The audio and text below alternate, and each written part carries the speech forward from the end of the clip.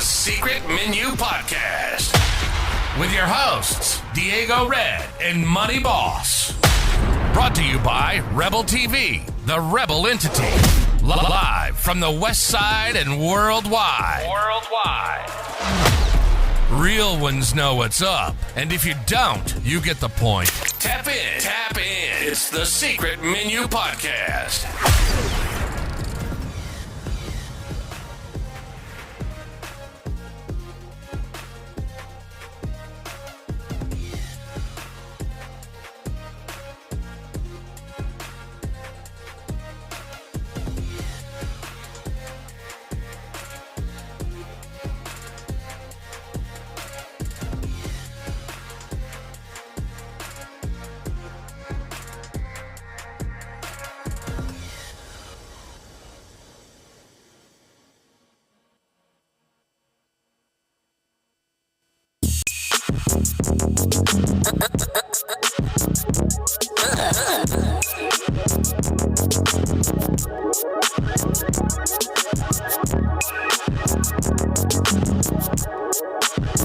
This is fresh. The Secret Menu Podcast.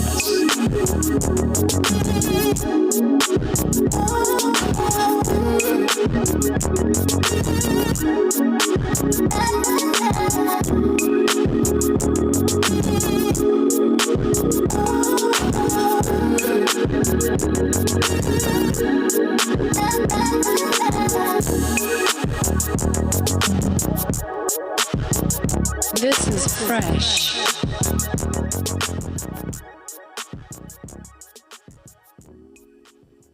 Money Boss. What's happening with it? What it is. Just like that, we back. Secret Menu Podcast. It's money making, motivation. Mondays, you feel me? We back in the house, boss. We back in the house. It's been a chaotic weekend, man. Whole lot of rap beef going on, man. And it looked like it might have reached its peak. It might be over. I don't know, but we here to break it down. We was in the comments. You really wasn't in the comments on it. I didn't really see you too many places. I was in the comments.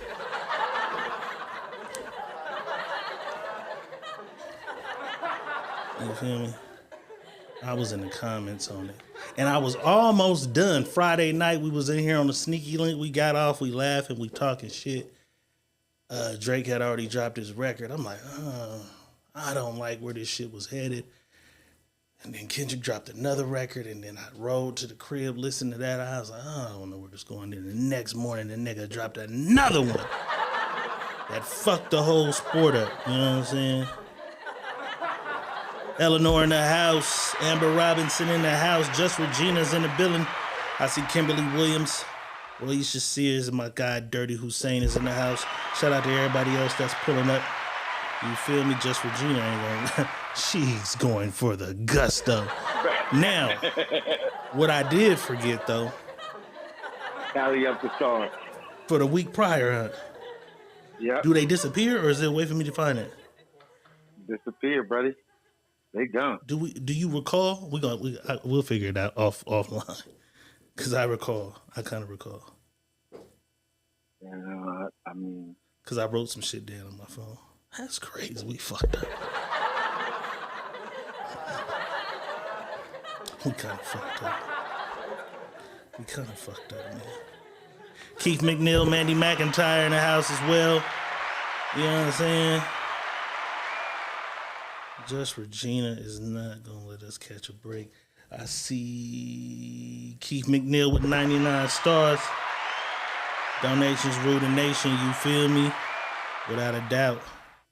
But y'all already know, y'all already see it, y'all know what it is. Just Regina through the door, immediately setting off a star party.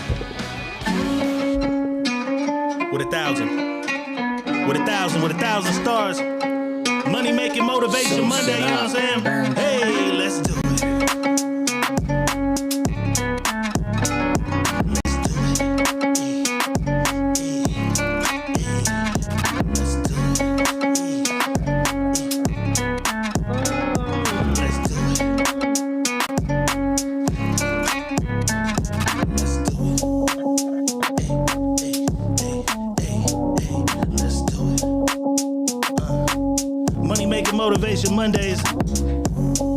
Nations, rule the nation. We appreciate the love. We just warming up, you know what I'm talking about? Let's do it. Damn, son. Yeah. Donations rule the nation. We appreciate the love. We just came in the door. Just Regina didn't want us to sit down. Whew. Money Making Motivation Mondays. The Cash App is at the bottom of the screen. The stars is at the bottom of the screen. It is an activated star party though, boss, so you already know. Let's get it, man. We are one more motherfucking round of this shit. One more round of this shit. Secret Menu Podcast. Hey. Let's do it. Let's do it. Let's do it. Let's do it. Boss. How you do her mama? How you do her mama? How you do her mama? Let's do it. How you do her mama? How you do her mama? How you do her mama? Let's do it. How you do her mama? How you do her mama? How you do her mama? Let's do it. Hey, how you do her mama? How you do her mama? Donations rule the nation. We appreciate the love. Money Making Motivation Monday. God damn it. Early. I'm planning on doing all this early. Lakeisha Cherie's in the house. You heard me. We gonna get into the shit. But first, boss, how was your weekend? You know, Cinco de Mayo, my favorite day of the year. Right. Even past my birthday, this is still like the favorite date of the year. I was going to come back and bring it on to the party today. But You should have wore that motherfucker, man. You should have wore your sombrero. I should have. I might go get it just to. It's 2 years in a row we didn't wear our sombreros. Yeah, I know. We should have just. I should. You know what? I might just go get my shit. What did you do? Strap it on. Did you go out and have a cerveza? I went. Yeah, had a couple of Eli. Had a couple of shots. Went to Jean and Dez and oh gosh, she cooked up some shrimp tacos for me and the motherfucker was so fire. And we chilled over there and turned up. Okay. Turned up. Hope everybody enjoyed their Cinco de Mayo weekend. You know what I'm talking about? You know what I'm talking about? It's time now. Let's get into it. This is Drake versus Kendrick in the battle of the goddamn earth.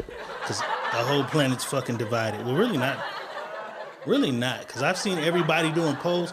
Although the big social media outlets is trying to lie and make it go one way, the people are speaking in one direction, and we gonna get into that too. Nicole Johnson with another 20 stars.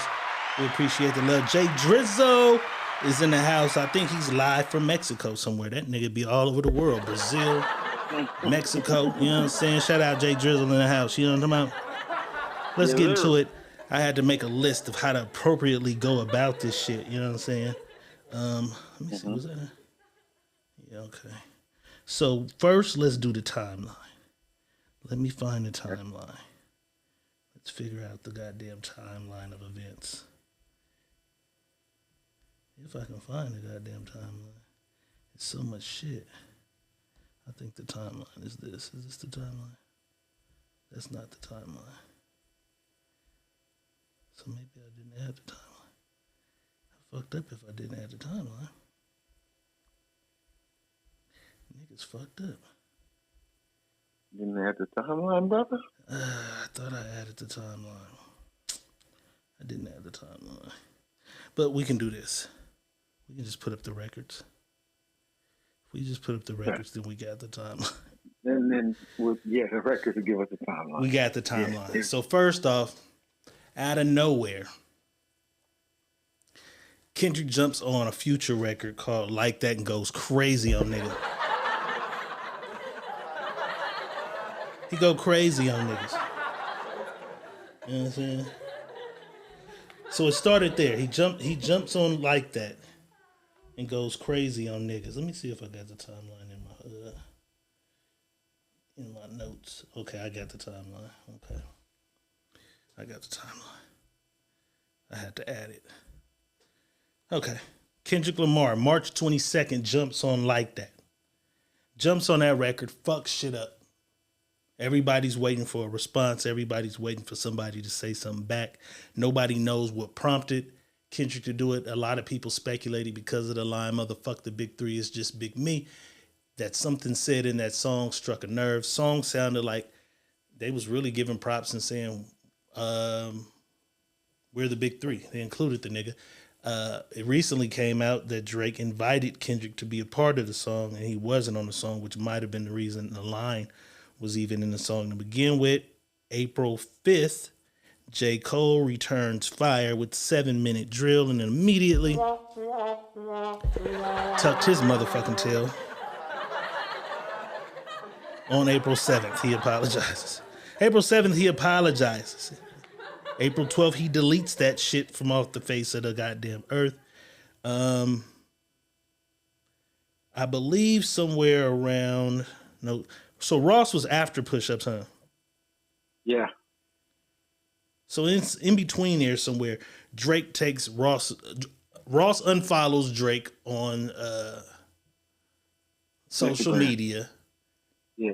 He also appears on the same album.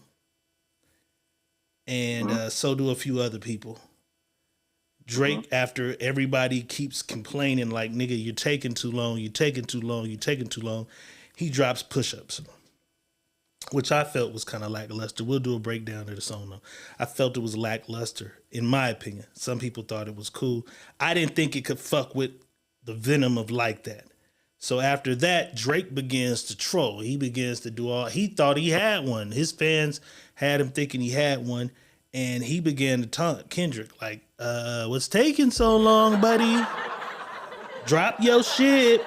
So that's April 12th. No, that's April 19th. 19th. Drop your shit. Drop your shit. He won't drop his shit. And he puts out another record taunting Kendrick. And this record had Snoop Dogg and Tupac on it. Kendrick, we need you. Bring your ass back to the venue. So he's taunting. So he's like, tell this nigga come out of hiding, come out of hiding, come out of hiding, come out of hiding. Kendrick pops up on the 30th, which is 17 days. It was 17 days from the initial push-ups though, right? Or 21 days. No. Yeah. No, 11. Oh, 11, okay. 11 days. 19 minus 20, okay. 11. 19 and 11. Right. So Kendrick pops up with Euphoria. I thought Euphoria was fire. I thought Euphoria was dope. I can't say everybody did because he does have his fans who said he was off beat. He does have fans who say they didn't fuck with it, but when the nigga said, I hate the way you walk, the way you talk, the way you... I was fucking with that. I fucked with Euphoria. Then Kendrick doubled back May 3rd with 616 in LA. I didn't really care for it. He had some bars on that motherfucker. It just didn't move me. Drake popped out later that night with Family Matters. And that was the record I believe was the record. Everybody kept saying Drake has a nuclear motherfucking bomb, a nuclear bomb is coming. And it was a powerful record for me. But he was doing the 21V shit. He's fighting all these niggas at once. It would have wiped another nigga out. Like if he was still in the battle with Meek Mill, that would have wiped Meek out, but it wasn't enough for Kendrick. Kendrick didn't let him breathe, dropped the record same night, Family Matters, which details several things. Him talking to Drake's mom, Drake's dad. That was later. So Family Matters was the bomb. Then the Drake parody was him redoing Buried Alive. Yeah. Then he dropped Meet the Grams. So Meet the Grams was, you right. Meet the Grams was the record where he's talking to this nigga's mom, his dad, his son, and his alleged daughter. You know what I'm saying? Alleged abandoned daughter. You know what I'm saying? From there, after Meet the Grams, Kendrick didn't let up. He dropped Not Like Us the next fucking morning. Annihilating shit. At that point, though, Where was you at that point? Because I think we both was kind of done at Meet the Grams. I was done. I was done at Meet the Grams. When Meet the Grams came, I'm like, Family Matters and Meet the Gram, I'm like, you niggas sound like a bunch of bitches. Holy shit. There was a lot of telling on them records. Yeah. So I was kind of done. I was kind of done because I threw my hands up because I'm not arguing. First of all, about no nigga that don't know me. I don't give a fuck. Right. So I was done. This nigga don't know me. I don't know this nigga. So I'm not a fanboy of nobody. Right. I'm not a fanboy. I don't do the fanboy shit. Like, okay, nigga, you did you. Nigga, you did you. You got it off your chest. Cool. But when y'all go to speaking and telling and hoe washing, I'm cool. I don't fuck that type of shit. And a lot of people felt that way, but a lot of people, it was like, you hear that? I was like, it's getting kind of messy. You beat your wife, you not around your family, nigga, where your kids at. Then he's telling this nigga, you got a daughter, you're not claiming you're a deadbeat dad, you like fucking little girls and shit. So it was getting kind of dark. The music was even sounding kind of dark. And then and this is what fucked me up, because I was ready to quit then. I was like, this is Wendy Williams shit. I got up and said that. Then the nigga dropped Like That. And the beat had me like, yeah, you was a pedophile, nigga. Still saying a bunch of shit that I'd be like, why you saying this if you ain't got the, you feel me? You gotta have the proof. But the song was fire though. Like, he's a pedophile, nigga. He's a pedophile. And who would have ever thought a nigga would rap that shit over that beat? He had motherfuckers dancing in parties and clubs. Listen, I got up this morning because I'll be watching YouTube, and it's one guy from.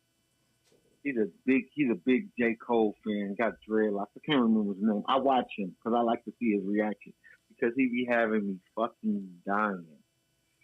So I don't hear the Like last That. album like that. I don't hear Like That. Not like us. Not like us. Not like us. Yeah, not like us. I don't. Shit, Not like us. I don't hear that.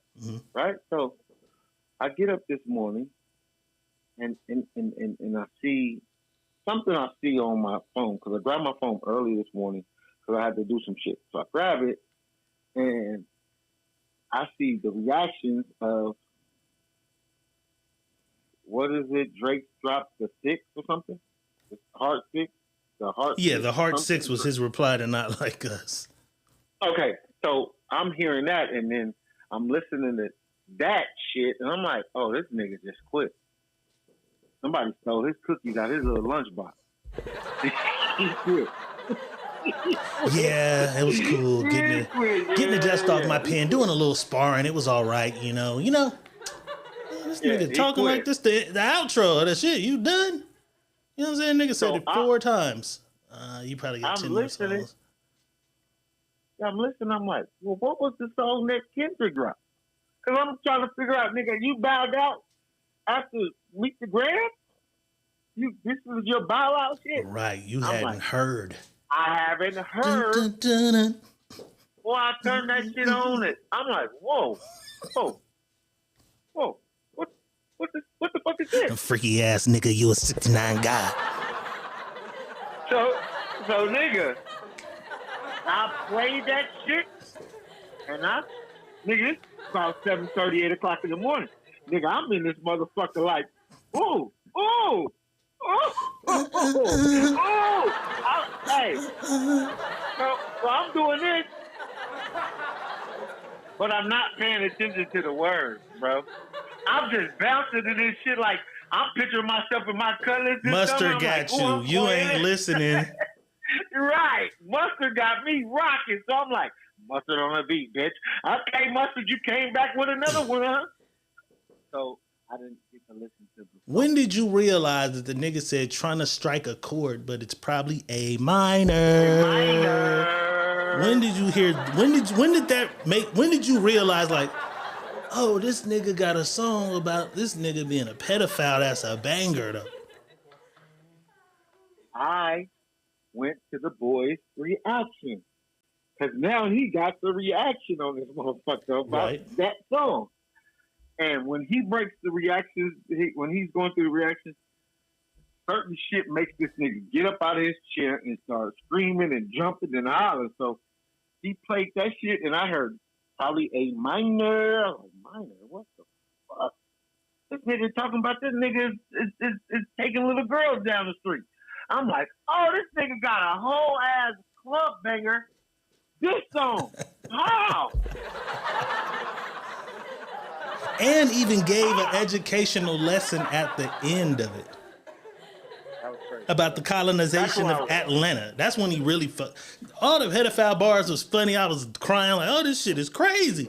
When he stopped and schooled niggas on the education of the colonization of Atlanta and how Atlanta was the most prominent black place in the South where the niggas there was getting their bag and the white man still found a way to get some of that money too. And he said, you're not a colleague, you're a colonizer. I fell out. He was still able to do the Draco the Ruler one take J style and then come back with his own Kendrick. I'm gonna teach you niggas something on the same record. That shit was phenomenal. I don't care who don't think so. That shit was phenomenal. It was phenomenal.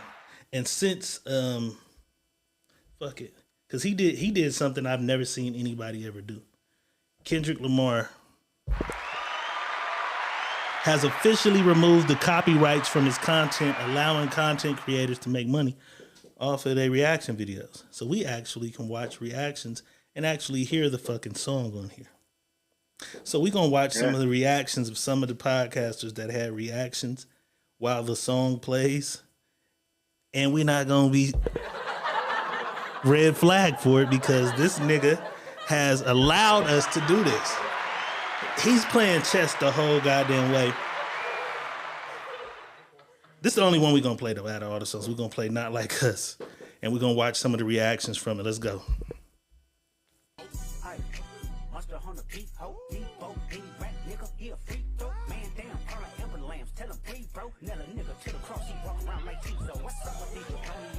Trying to see Compton. The industry can hate me. Fuck them all and they mama. How many options you really got? I mean, it's too many options. I'm finna pass on this body. I'm John Stockton.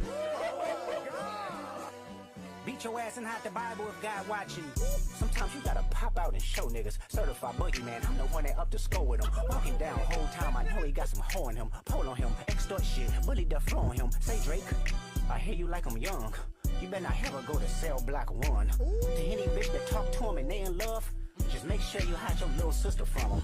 They tell me Chubb's the only one that get your hand-me-downs. And party at the party playing with his nose now. And Baca got a weird case, why is he around? Certified lover boys, certified pedophiles. Wah, wah, wah, wah, wah. That fuck him up. Wah, wah, wah, wah, wah. I'ma do my stuff. Why you trolling like a bitch, ain't you tired? Trying to strike a chord and it's probably A minor.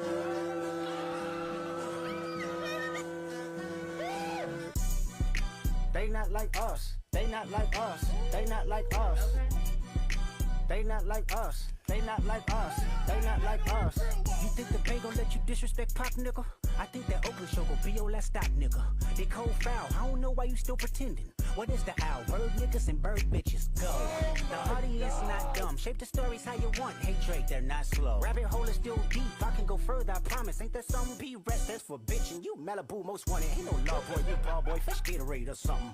Since 2009, I had this bitch jumping. You niggas would get a wedgie. You flipped over your boxes or over your flow. The other vaginal option. Pussy, if you got a straight leg blush. Your famous all up in contact. Might write this with a document. Tell a pop star quit hiding. Fuck a caption, won't action. No accident. I'm hands on. He fuck around, get polished. Fucked on Wayne Grower. He was in jail. That's conniving. Then get his face tatted like a bitch apologizing. I'm glad D-Rose came home. Y'all didn't deserve him neither. From Alondra down to Central. Nigga better not speak on Serena. And your homeboy needs subpoena. That predator moving flocks. That name gotta be registered and placed on neighborhood watch. I lean on you niggas like another line of walk. Yeah, it's all eyes on me and I'ma send it up the pot. Ay, put the wrong label on me. I'ma get them dropped. Ay, preaching music and I won't pass the ox. Ay, how many stocks do I really have in stock? Ay, 1, 2, 3, 4, 5 plus 5. Ay, devil is a lie. Here's 69 God. Ay, freaky ass niggas need to stay their ass inside. Ay, Ay, roll their ass up like a fresh pack of Zod. Ay, city is back up, it's a must, we outside. Ay. Bro, I like how you coming.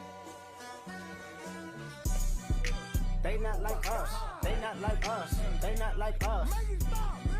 They not like us, they not like us, they not like us. Once upon a time, all of us was in chains. Homie still double down, calling us some slaves. Atlanta was the mecca, building railroads and trains. Bear with me for a second, let me put y'all on game. The settlers was using town folk to make them richer. Fast forward 2024, you got the same agenda. You run to Atlanta when you need a check balance. Let me break it down for you, this the real nigga challenge. You caught Future when you didn't see the club. Hey, what, little baby help you get your lingo up.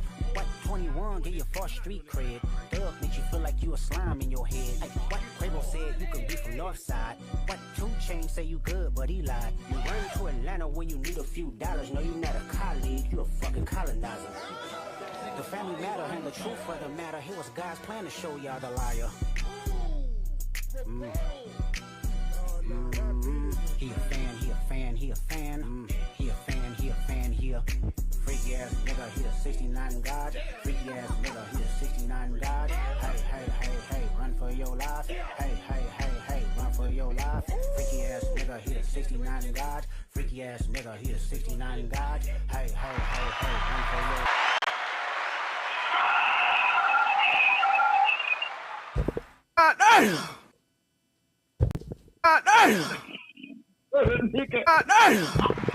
Nigga. I don't give a fuck what none of these niggas is saying, bruh. They is not fucking with that one. Is the best song out of all of them for me. That put him up by 20. That put him up by 20. Even if niggas felt like Push-Ups was decent, I thought Push-Ups was trash. If niggas felt like that was strong, I felt Euphoria had an edge over Push-Ups by far. Me. But if y'all said Push-Ups was nice, that shit right there was undeniable over all that other shit, bro. It's not close. The Atlanta breakdown of the colonization of niggas. What did you think of that shit? Oh, that was probably the coldest shit I've heard in a rap song. Fuck a rap battle. In a rap song. To give you, to educate you about where this shit happened, how this shit happened, the way shit was going on. That was the coldest by far for me. Because I had to listen to it. Now I'm getting it right now. See, you guys don't know. I'm getting this right now. Yeah. So when you get off, we get off, go listen to that motherfucker. Every time you hear it, you hear some new shit. You hear some new shit. I gotta go listen to it again. Now this is my second time hearing that song. Right. I heard it this morning, and I just listened to the beat. When he said "Mustard on the beat," how I said, "Oh, Mustard got another." So I ain't even paying attention to what the fuck. You ain't give a fuck about none of the words. I'm too busy doing. Hey. Too busy like, oh, this.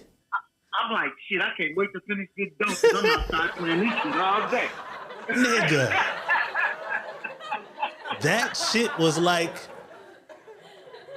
and the beat ain't even complex.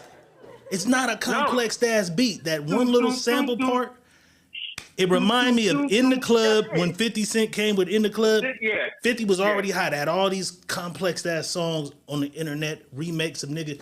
And In the Club hit, it was just the beat was undeniable. That beat is undeniable and it's simple, it's hollow. That motherfucker is fire. But now let's go to one of the lines in the goddamn song that fucked me up when I first heard it. He said, "Fucked on Wayne's girl while he was in jail. That's conniving." Then got his face tatted like a bitch apologizing. Now listen to this. Listen to this. I heard that. Well, let's hear it from Lil Wayne. Apparently, in the book, there's a part in the book where you say that he came in and told you that he had smashed one of your girls. Oh, when he wrapped up? Oh, I wasn't worried about that. I mean, I was just, that's just how life go when you locked up. Yeah, I know. Fucked on Wayne girl while he was in jail. That's conniving. Then get his face tatted like a bitch apologizing. I'm glad D-Rose came home. Y'all didn't deserve him neither. From Alondra down to Central. Better not speak on Serena. Homeboy needs subpoena. That predator moving foot. And I seen some of our Facebook buddies put up a post and was like, these niggas ain't loyal. Watch out who you fuck with and who this, that, and the third. All these niggas turned their back on this nigga. Mm-hmm. And they wasn't loyal. Well, motherfucker, if loyalty was a motherfucker, it wouldn't have his face on it. Because you turned around. So what made me think about it was, if niggas did you like that, it's because that's karma turn around biting you in your ass for what you did to Wayne. Wayne put you on, niggas, and the most respect you can give Wayne was go fuck his girl while he was in jail. What was your loyalty to the nigga that put you on? While niggas is talking about how many other niggas you put on and they wasn't loyal to you, you wasn't loyal from the gate. To Wayne. Because that is one of the things that a lot of people talk about. Let's do it. Gave Weeknd his break. Took Kendrick on, if not his first tour, one of his first biggest tours. Also gave Kendrick a track on the Take Care album by himself called Buried Alive.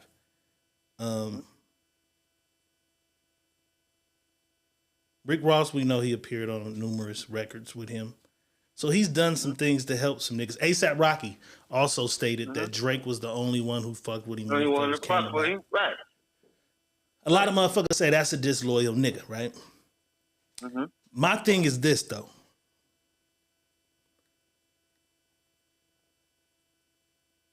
You can't let me sleep on your couch Monday and then steal money out of my wallet on Thursday. You know what I'm saying? Like, what point? You can't stop and give me a ride because I had a flat on Friday. And then fuck my bitch on Monday and it's supposed to be like, the nigga gave me a ride, man. Because, you know what I'm saying? It's a lot of motherfuckers in your life. You be like, I'm forever indebted to this nigga. Like, bro, you gave me something when nobody else fucked with me. But, like, what disrespect should you allow somebody who...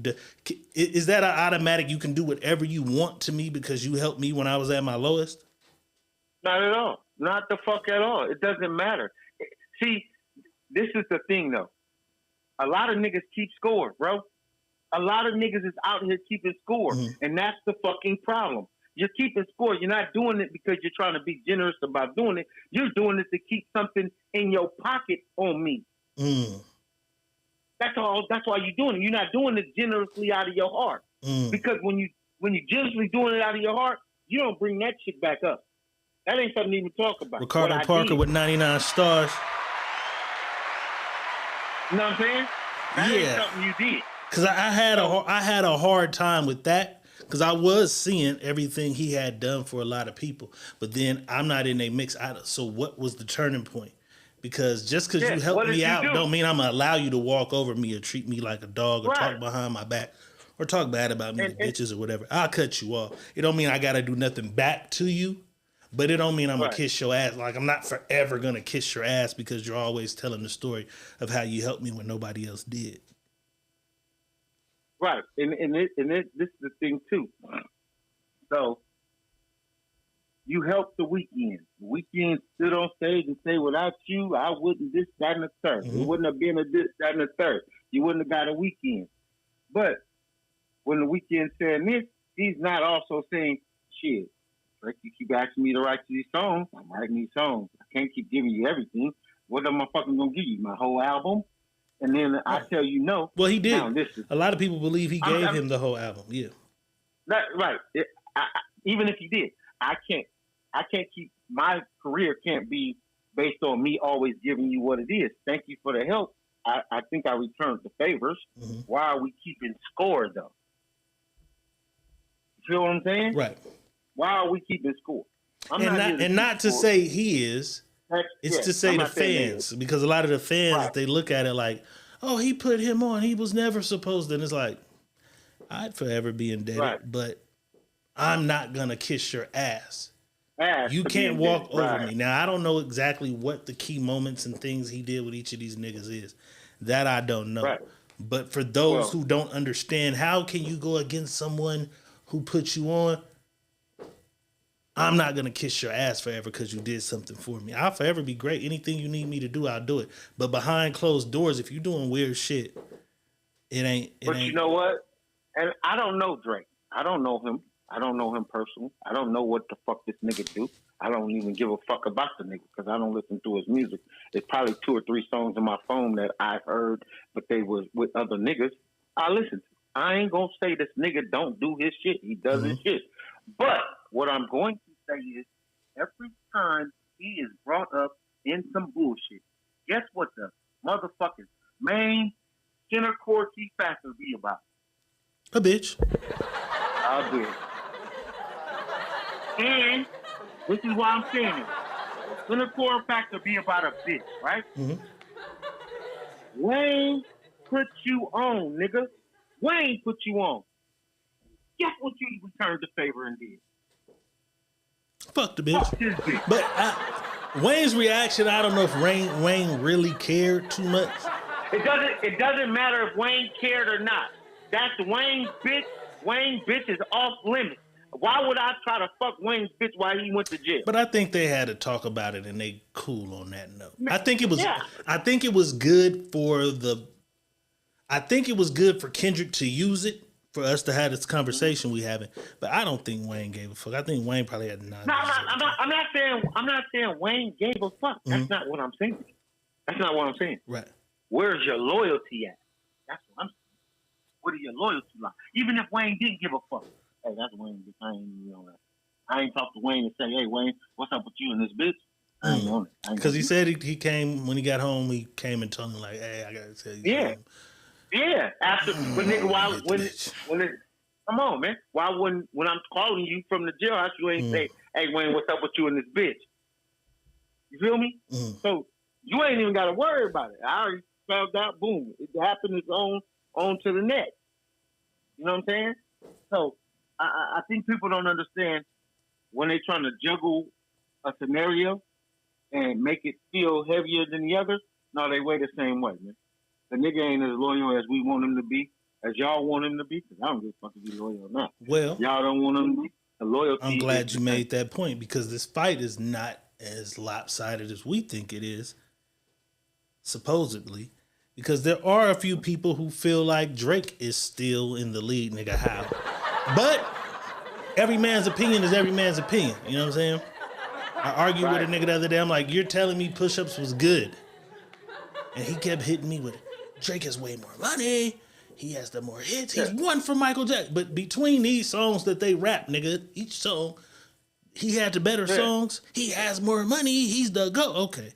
All right. But there are some niggas who stand on why they believe Drake is better. 2 of them being Uncle Luke and Gilly the Kid. Let's take a look. Ain't gonna stop it till he win 1 round. He's not gonna stop. He gonna stay in the studio all night. But I'm telling you that Drake is like Drake undefeated. Hey, hey, listen, man, Drake undefeated, man. Drake been doing it for a minute. Drake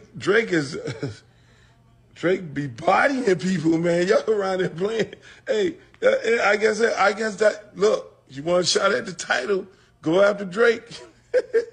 Hey, Drake is bodying people, man. Drake bodied the boy in Philly some years ago. They should have known not to be bothered with him.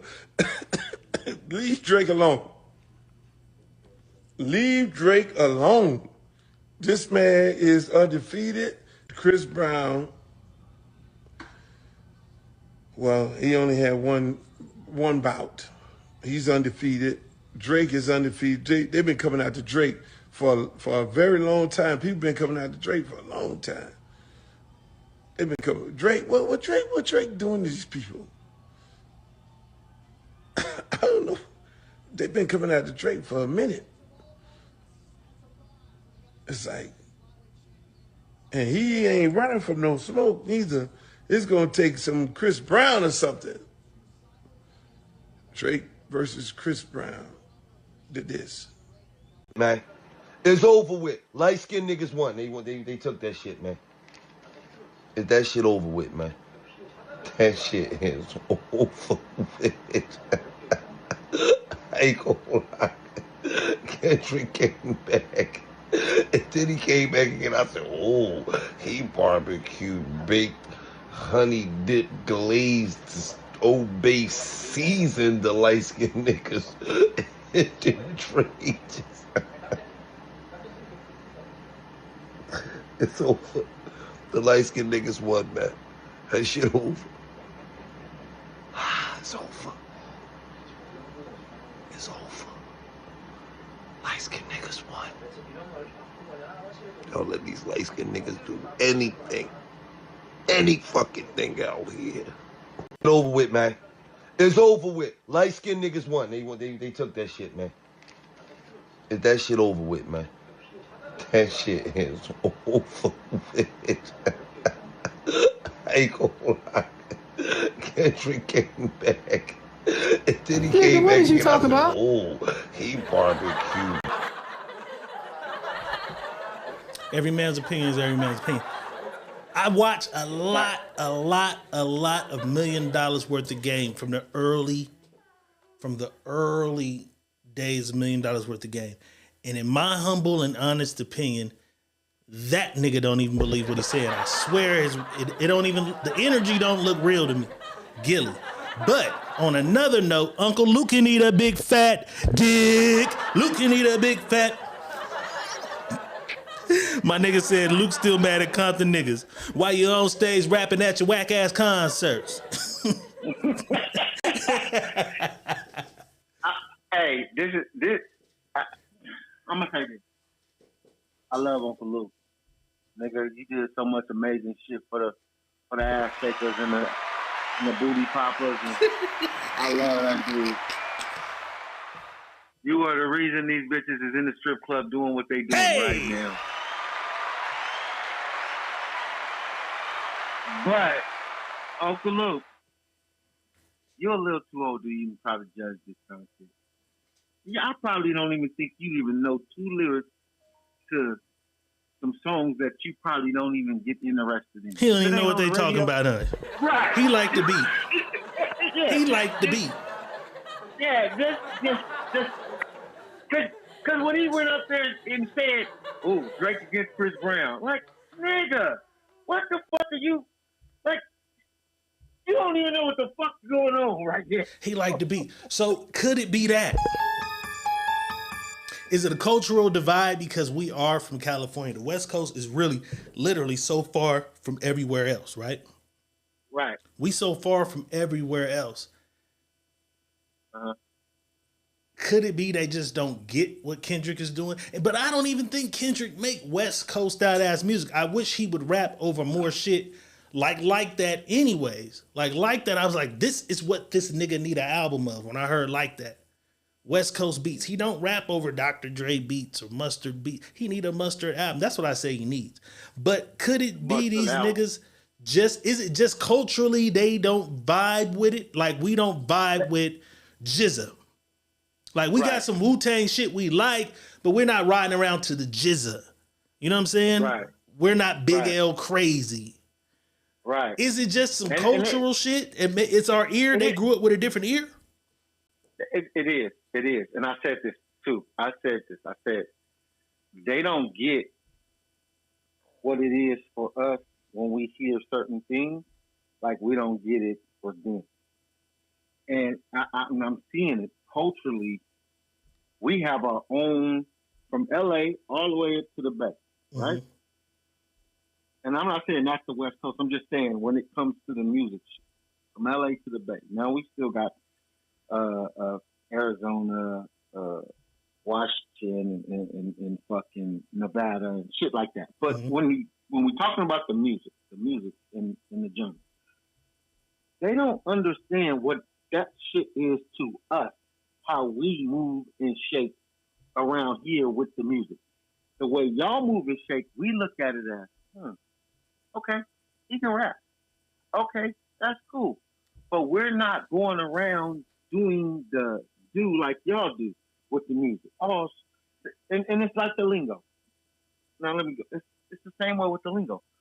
The pause shit comes from y'all because y'all feel like every time a man says anything that's anywhere That in could be interpreted. interpreted somewhere, it's pause. We don't think like that. Our thought process ain't moving like that. It's niggas now picking that shit up because that's what we're hearing. Because of No Diddy. Because of No Right. Diddy. Right. So I'm saying that's what's being picked up now. But you won't catch a West Coast nigga saying, yeah, oh, this dick riding ass nigga. Pause. Niggas ain't, that's like, nigga, we talking about this. He's a dick riding ass nigga. We ain't putting no pause on Like this your shit. mind This immediately bitch just ass- goes to this. Yeah, your mind thinks about An we're on a actual different nigga level. riding an actual dick is crazy. Right.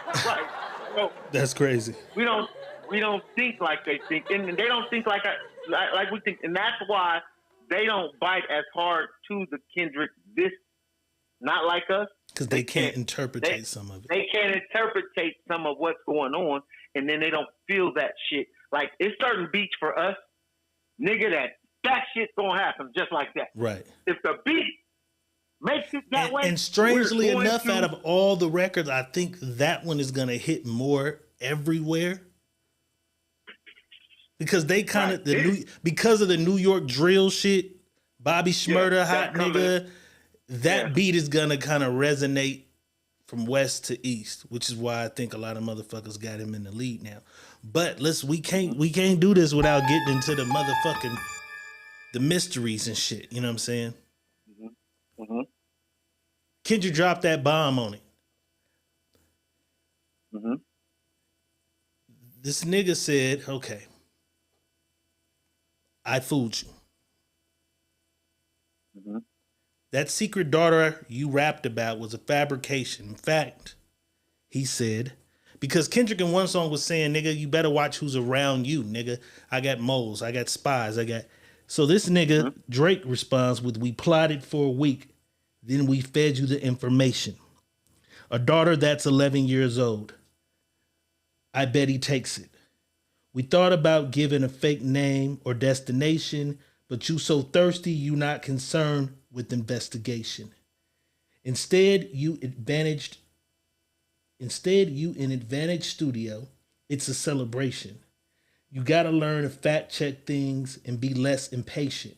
Your fans are rejoicing, thinking this is my expiration. Even the picture you used, the jokes and the medication. See, that's where he went into that shit. The Maybach glove and the drug use. Drug uses for whatever the fuck. So there was that picture. Do I have that picture? Don't tell me I didn't have the picture. Don't tell me I didn't have a goddamn picture. I think I didn't have a picture. Let me see if I got it. I think I got it loaded on a chip though. There was a picture with a Maybach glove, some pills. There was even a picture of a little girl somewhere. You know what I'm saying? I don't have that shit. Mm-hmm. But y'all, if y'all follow this shit, y'all have seen the picture. He's saying that he reportedly knew there was a spy. In fact, fed the spy the plan to tell Kendrick this shit so that Kendrick pretty much wasted a whole song. Because me as a judge, as I'm judging this shit, we got Like That. Okay, nigga. We got Push-Ups. We got Euphoria. We got the 616 in LA. Then we got Family Matters. Then we get, boom. Meet the Grams. Meet the Grams. Mm-hmm. It's almost as if that song is kind of just, because a lot of Drake fans is like, he just lied. He lied. He didn't even know what he was talking about. He lied. I think if you even took that whole song out, Kendrick still is in the lead. But does that disqualify the song that you gave me some false information and then I made a song about what I thought was real? I'm going to say this. In that song, he had a line. He said, the nigga that told you the information, something fucking lie, or you're a fucking piece of shit, or something about whoever gave him the information, right? I had to think about that. I said, well, you put the fucking information out, so you're a liar? So did you calling yourself a liar? Because you put the information out, my nigga. But it's war games. So if we're in the court of law, I understand that. but Pete, if we're in the because of this, if we're in the court of law, because we do this a lot of the time,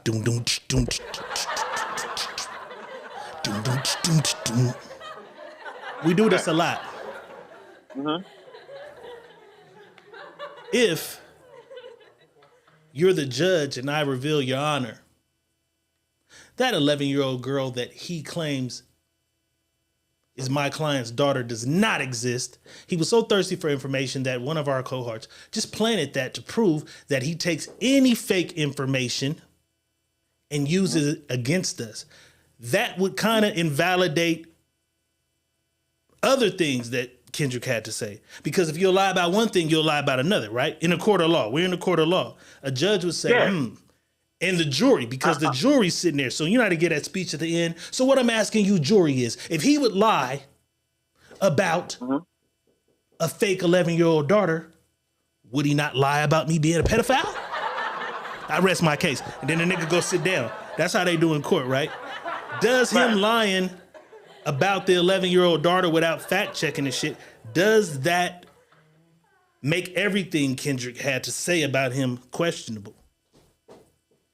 Yeah, it could be questionable. All of it can be questionable. Yeah, of course. It can be questionable, but who's to say you're not lying that you don't have an 11-year-old daughter? You know what I mean? Like, the burden is the burden of proof. You are telling me he lied. Well, prove that he lied. I don't think it's up for him to prove that you're lying. I can just say, because he got up the next morning and said, please, someone show, well, not even the next morning, an hour later, someone show me my 11-year-old daughter. And he was sitting there like this, someone show me my 11-year-old daughter. No one could prove it. Everyone went and they found the picture because you see what he said, even the picture you used. So they found the picture, then they said this girl was paid actor who just posed in the Drake t-shirt, whatever. So he proved that's not the girl you said my daughter's not. Now, if you believe there's another kid, boss, then it would have to be a whole nother, that's another song, another verse you got to do there, because you came and said, I got this 11-year-old. You gave an age, 11, which kind of made me believe you might have had some information because you had the age, 11. You know what I'm saying? No. Like I said, yeah, you got to say what he said is, now you have to prove it. You know what I mean? Proving it is the thing. Like everything that y'all saying, you have to prove. You can't just go into court and say, I ain't got no kids. Where the kids at? And I don't bring the kid in and say, right here? Right, that's my job to prove. I have to show the burden of proof. Wait, so Drake has to prove it? No. Kendrick would have to prove it. Okay, right. Kendrick will have to do that. Okay, Kendrick will have to come in with the burden of proof that, okay, this is an 11-year-old kid. But just because Drake said, I don't have an 11-year-old kid, don't mean you don't have an 11-year-old kid. Right. That's what I'm trying to say. But and that's just like Drake said, I'm not a pedophile, and this nigga said, yeah, you are. Where's the proof of all the shit that we're saying? And there's no proof of none of it on no side. Just like you said, he beat his girl.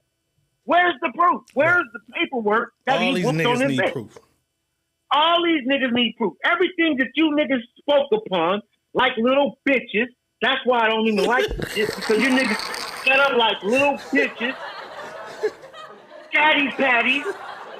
You set up like little chatty patties and had a chat out. That's what you did. You guys didn't have a rap off. You had a chat out. Oh, I'm going to tell on you that you got this. I'm going to tell on you that you did this. You chatty patties, nigga. Jackie you Brown. Nigga. J-So's in the house. Camille Gatsby's also in the building. Trig is in the house. J-So makes a good point. He says, but we, the people in the court, are going to be with Kendrick because Drake has a prior of hiding children. So, J-So, this is what I have to say about that, because me and Boss was talking about that pre-stream, right? Mm-hmm. When it was revealed by Pusha T that Drake had a son, Drake's defense was, I was not hiding my son from you motherfuckers. I was hiding my son. I was hiding my son from the world. I was hiding my son from the world. I wasn't hiding my son from the world. I was hiding my son from the world, or however the fuck that shit said. I wasn't hiding my son from me. I was hiding my son from the world. People do it all the time. I see women all the time. They'll have a baby and they won't post that baby. We didn't see Beyonce and Jay-Z's daughter for months and months and months and months. We didn't see Blue Ivy. I still ain't seen I didn't know they had twins. They got twins, right? So some motherfuckers just don't want you to see their kid. I can't necessarily call that hiding my kids, J-So. Now, if there was an ongoing battle, I'm just saying that because it was put out there as if you're not claiming or taking care of your kid. Is how Pusha T put it out when he dropped the record. It was, this nigga got a son, he's not claiming, he's not doing this, he's not doing that. That wasn't the case. The case was I just didn't tell y'all about it. That don't mean the kid and the baby mama don't be in the man, because they on great terms, him and his son, baby mama. But were they on great terms when that shit came out? At that time, I don't know. I'm not sure. I don't know. They wasn't because were they not? No, they wasn't. She said they wasn't on good terms. She said. See, now this is where I'm at with this. That's why I don't even give a fuck. But everybody fight with their baby mama though. That don't mean that I'm denying my child and I'm not, you know what I'm saying? That don't mean that's what that is. Cause it's a lot of niggas like, oh well, fuck it, I'm arguing with this bitch, I can't fuck with my kid. But that don't mean I don't love my kid. That don't mean I don't do it for my kid. That just means, okay, you don't have it on your Instagram page, you're not claiming your kid because your kid's not all over your Instagram? No. Listen, if she is saying it, do we take her word for what she's saying? Or we just say, oh, they just fighting? What was she saying though? I don't recall her saying anything. No, I'm saying she said that he wasn't in the beginning of the whole situation. He was not fucking with her in that child at all. I didn't see. I saw when she got pregnant, he wanted an abortion. He asked for an abortion. After the kid, I never seen nothing after the kid though. Yeah, he wasn't fucking with her at all. Because there was nothing about the kid. That's why it was a bomb when Pusha T said, nigga, there's a kid. Because had there been media like, oh, he's not fucking with his, nobody knew until Pusha T said, nigga, you got a son. So I don't remember no prior nothing before Pusha T with him in a back and forth with a woman that was out saying, oh, he don't fuck with me, he got a baby, he's not fucking with me. I don't remember that. This is after the Pusha T thing. So after the Pusha T shit, she was like, he don't fuck with us. He wasn't fucking with us. Just Regina says she thought he wanted DNA tests first. It was that too. It was that too. Because she said it. She was saying that. All you niggas get a DNA test. All you niggas. But since we're talking about allegations though, we can take a look at something that a lot of people are alleging to freaky ass nigga, you a 69 guy. Cause some niggas is like, that's just allegations. Why would you say he's a freaky ass 69 guy who needs to stay his ass inside? Motherfucker says, oh, because it is.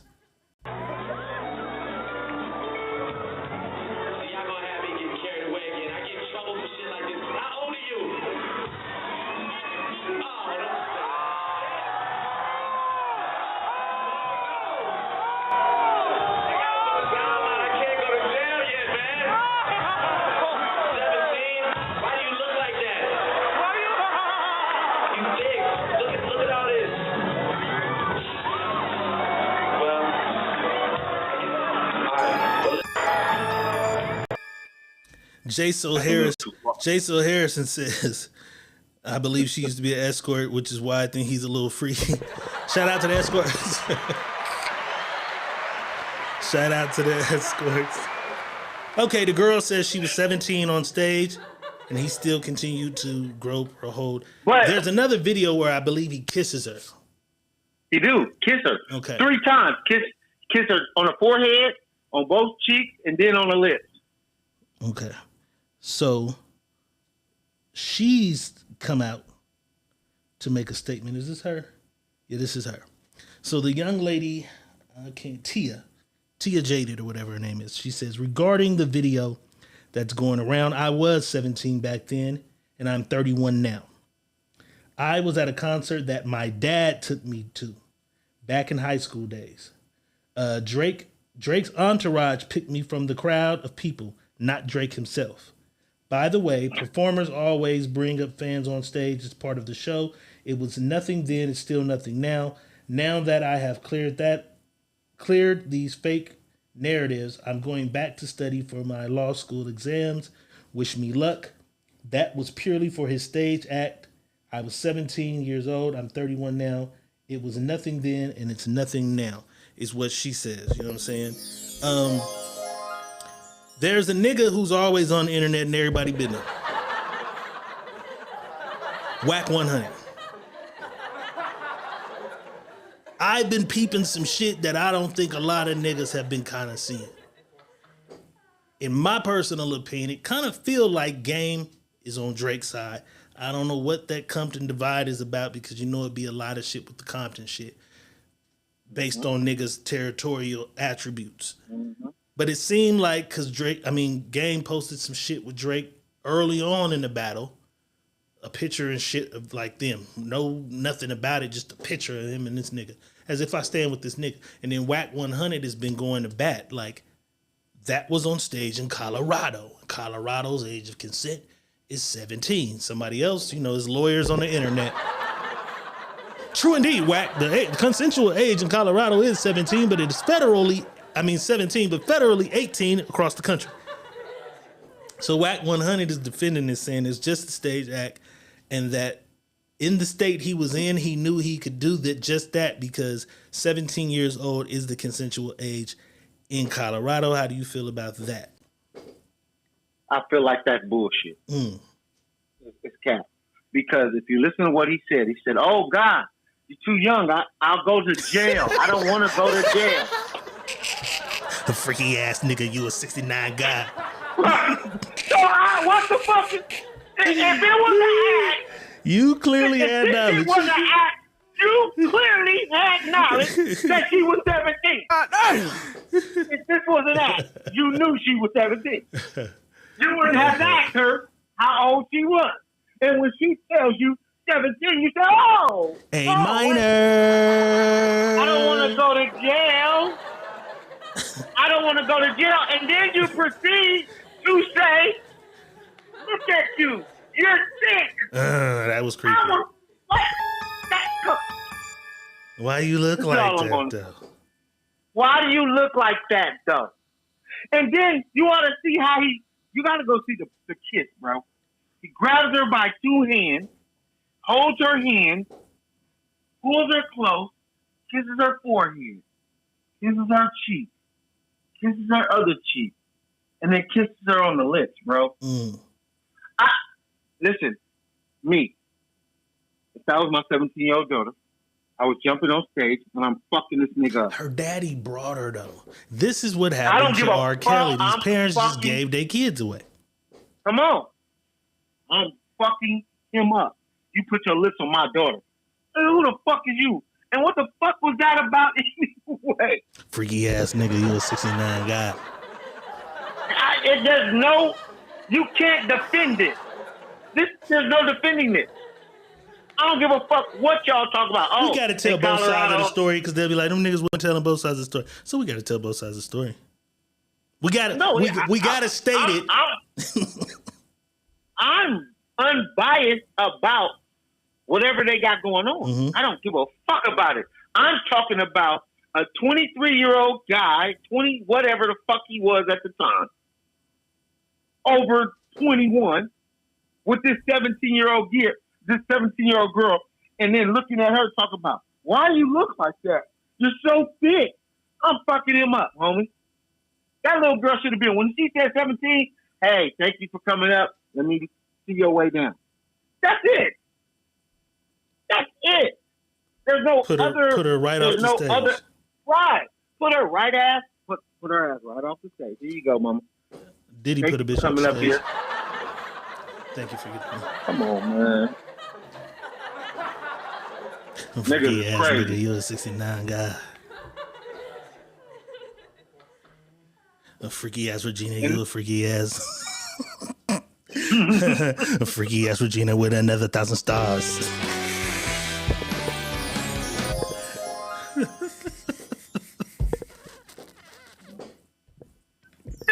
You is dope.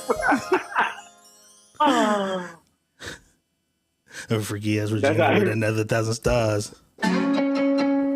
Freaky ass Regina with another 1,000 stars.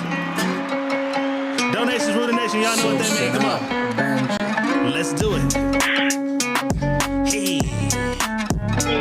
Let's do it.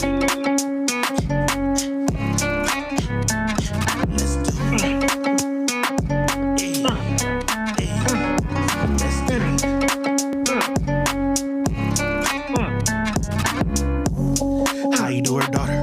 How you do her daughter? How you do his daughter? How you do her daughter? How you do her daughter? How you do her daughter? Freaky ass nigga. Freaky ass nigga. You freaky ass nigga. Freaky ass nigga. Freaky ass nigga. You're too young, girl. You're too young, girl. Too young, girl. Donations rule the nation. We appreciate the love. Oh my God. How did he do his daughter? Oh my God. Oh my God. Oh, Drake, you in a cold place. OVO. OVO. He got a whole chant. So just think what the parties is gonna look like. Crazy. What's I've the chant? been seeing the footage. But for It's those gonna of be y'all who like fucking that retarded. shit, Let's Do It t-shirts is out right now.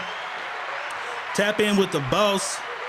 Get you a Let's Do It t-shirt. You know what I'm saying? Drake, we gonna mail you one, boy, because we know. You like to do it. You know what I'm saying?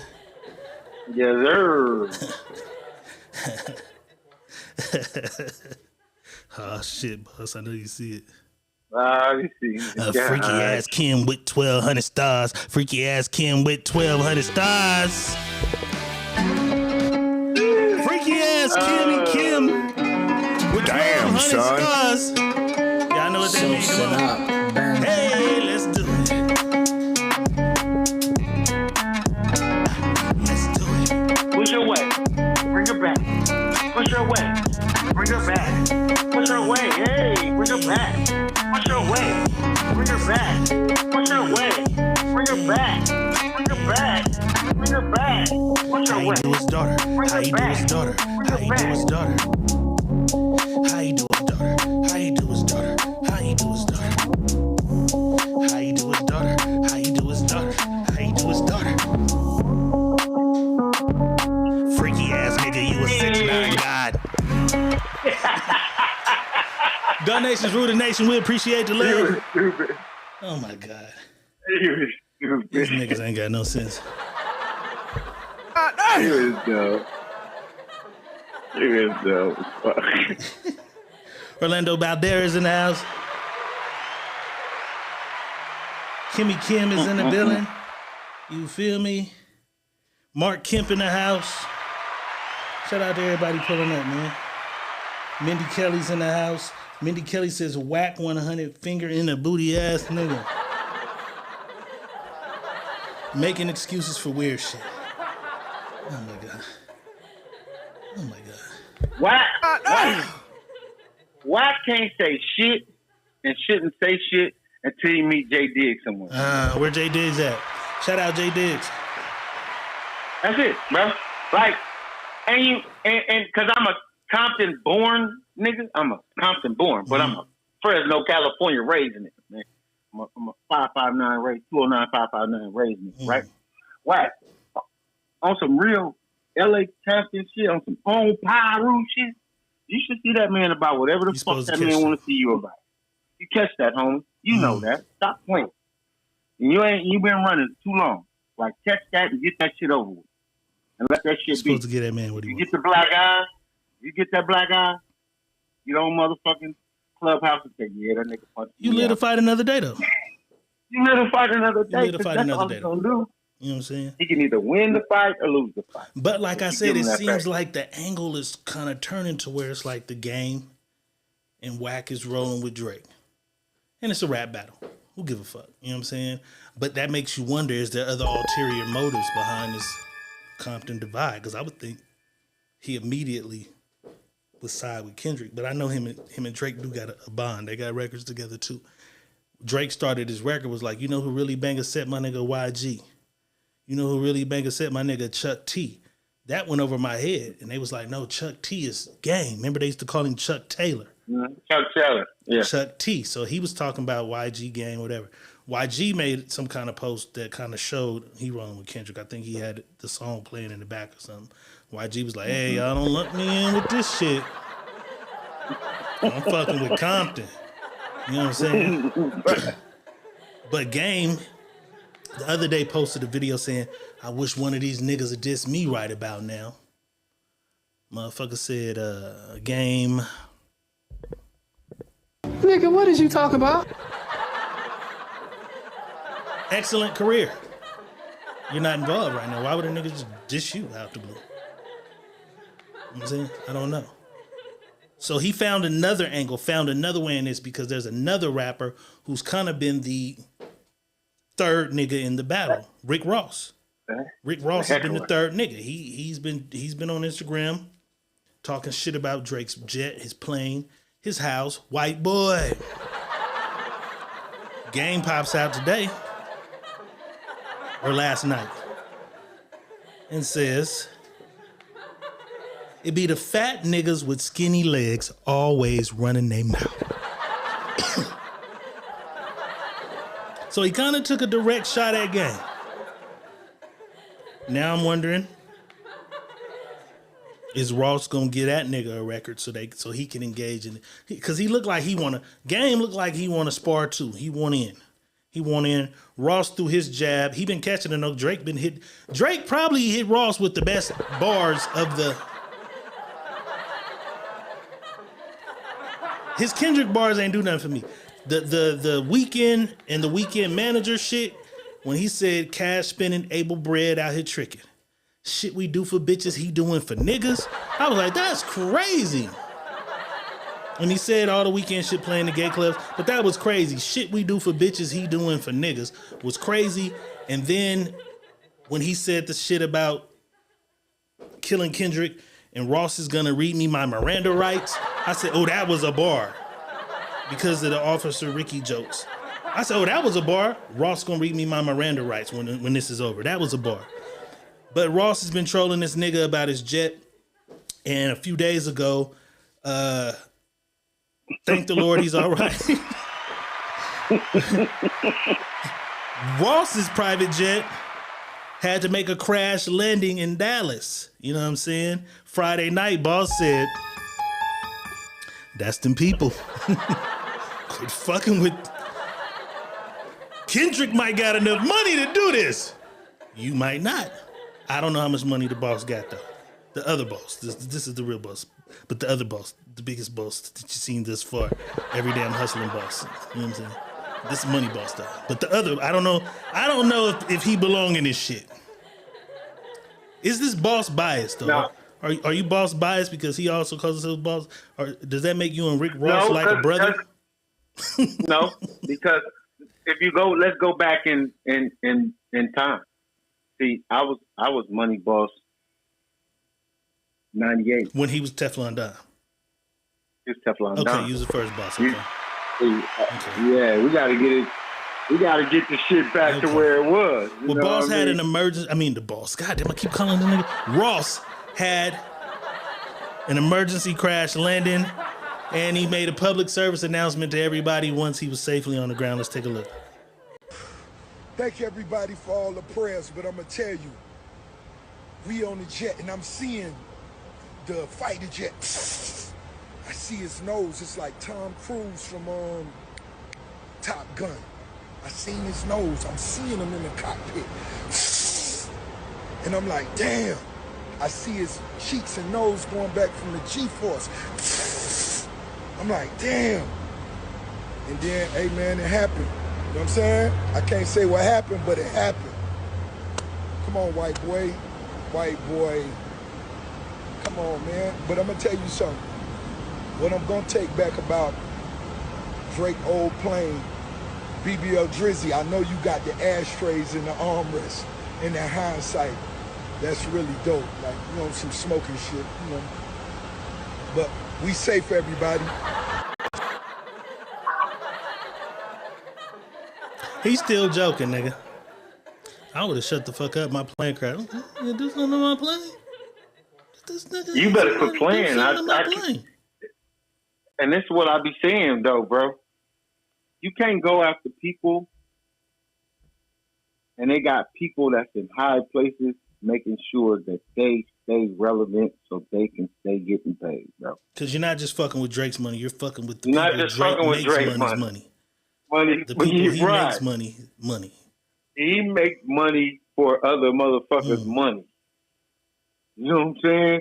So you can't be playing like that. Give him a little warning. Take a screw out of Will. Take a screw out of Wing. Don't kill him. Give him a warning. Ross said, fuck that. I'm still joking. I'm guessing. All right, boss. We've been on this shit. We've been on this topic. We're going to stay on this topic because this is the Battle for Earth show. Money Making Motivation Monday, but we do got to get to what we do.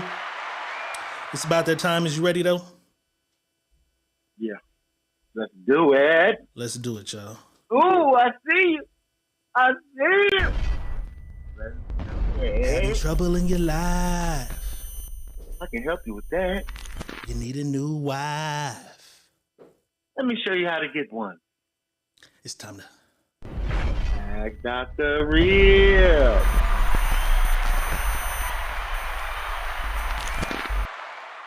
having trouble with your man. Don't even worry about it. Girl, you need a new plan. Got one for you too. It's time to Ask Dr. Real.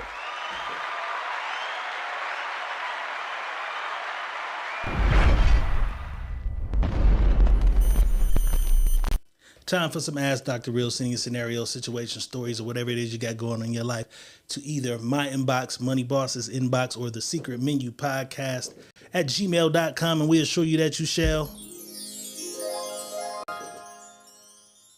Remain anonymous. Remain anonymous.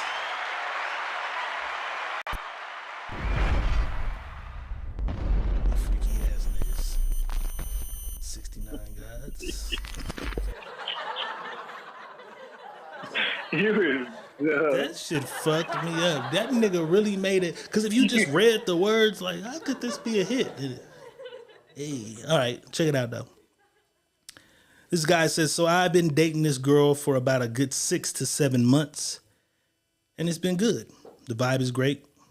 Sex is great. Our conversations and perspectives seem to align.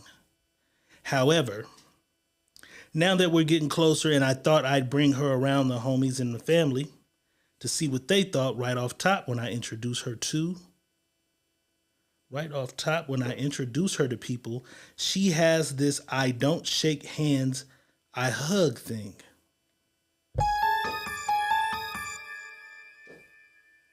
Some of my friends' women looked uncomfortable about it.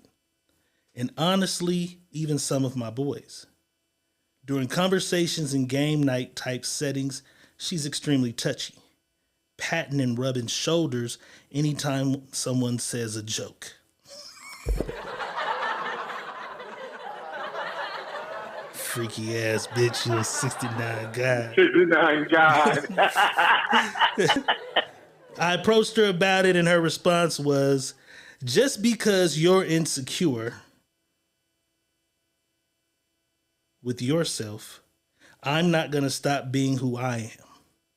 She said she wouldn't think twice if I was touchy and hugged her friends because she's confident in the fact that there isn't another woman out there better than her for me.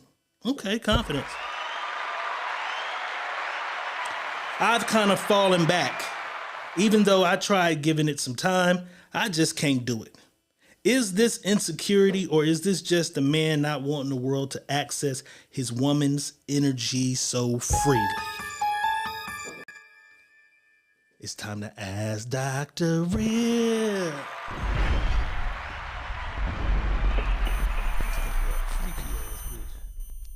All right, so he got a girl he been dating 6 or 7 months. Everything been cool. You know what I'm saying?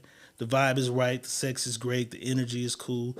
They see things on the same intellectual plane. He said our perspectives on life align. You know what I'm saying? However, he was like, you know what? Gotta give her that family test. Gotta bring her around the homies. Gotta bring her around the family and see how they think about her. When she comes around, immediately she says, I don't shake hands, I'm a hugger. She's hugging everybody. She wants to hug everybody she meets, which means men and women know. But he say that some of the women are taken aback by it. They're a little bothered by the shit. You're hugging everybody else's husband and shit when you meet them for the first goddamn time. You ain't been around long enough, they don't know you. Anytime somebody tells a joke, she's rubbing shoulders. Oh, she's squeezing shoulders and shit. Oh, Tom, you're so fucking funny. And this nigga's just sitting there peeping, and she's extremely touchy, feely with other men. Because I think it's more the men than the women in the situation. He talked to her about it, and she said, hey, just because you're insecure with yourself, I am not going to stop being who I am. That's who I am. I'm a hugger. I'm a toucher. And that's just the type of person that I am when I'm around other individuals in life. I'm not changing who I am because you're insecure with me touching other people. I would not think twice if you hugged my friends or rubbed my girlfriend's shoulders, because I am extremely confident in the fact that there is not another woman in the goddamn world better than me. For you, nigga, is what she said. He said he tried to give it a try, but he just can't take this shit. He just can't take her being so touchy-feely, huggy all the goddamn time. He's falling back a little bit, but now his conscience is starting to bother him. He's wondering, is he an insecure ass nigga, or is she a freaky ass bitch and a 69 guy?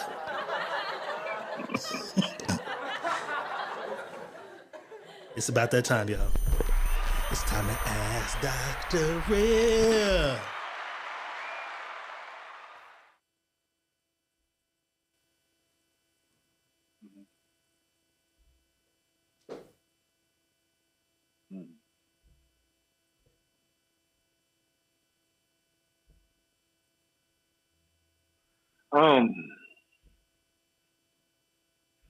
I'm going to say this.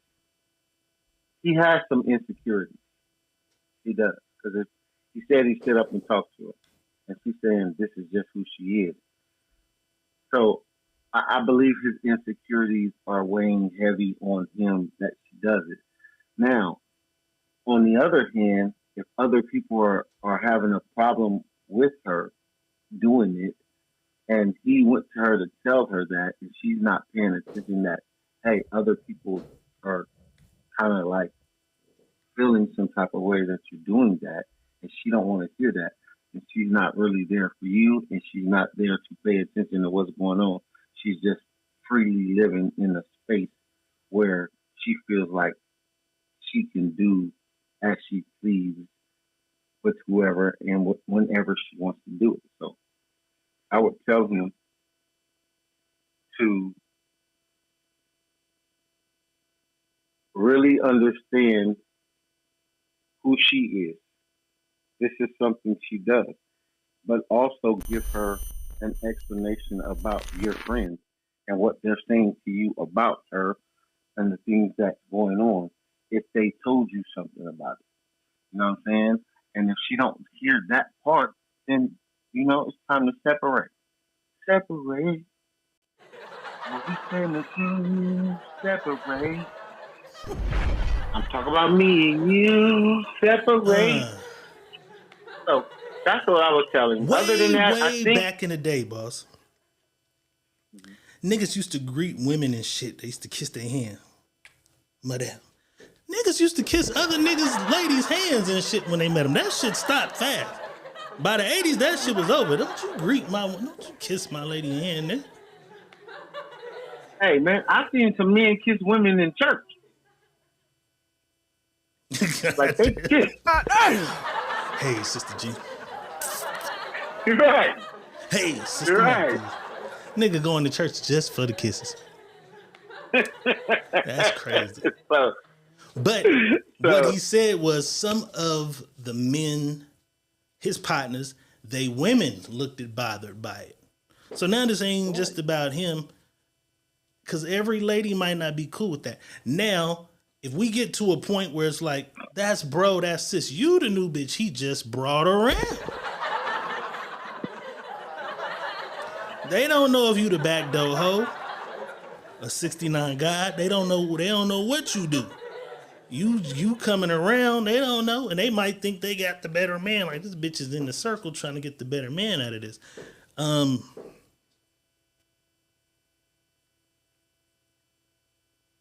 You said it might be some slight insecurity within him.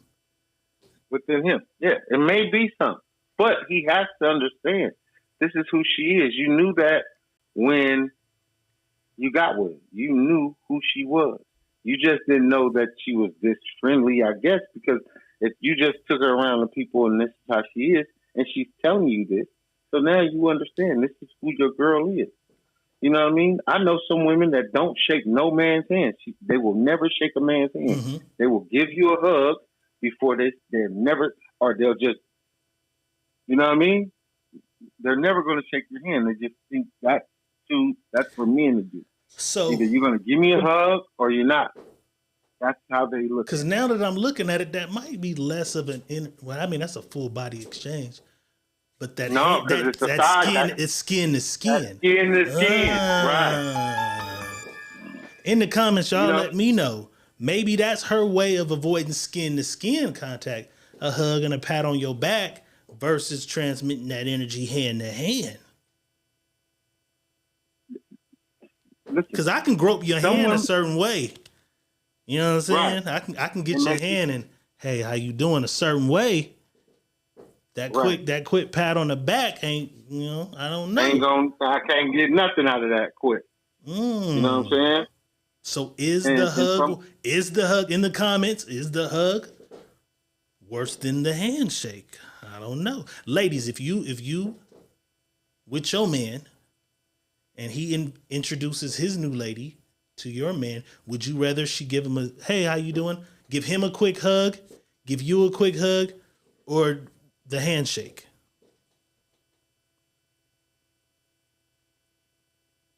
Wandy says it's just simpler to be single.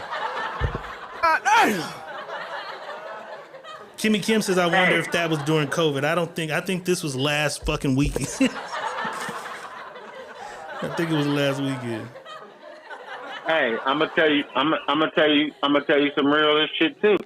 It's some women that'll let you fuck but won't kiss you while they fucking. I'm cool with that. Certain stuff. No, listen. I'm cool with that. Because some women believe, okay, fucking is fucking. I don't gotta get too intimate with you when I start kissing you. You know what I'm saying? So it's just the person, It's the person. That's all. Latoya Arnold in the house. See, Scotty's in the building. Love and Prosperity in-home care is also in the house. Shout out to the people pulling up. Who did I see? I just seen somebody else. Oh, my nigga Bone Dad, Russell Bone Dad in the house. What that shit do?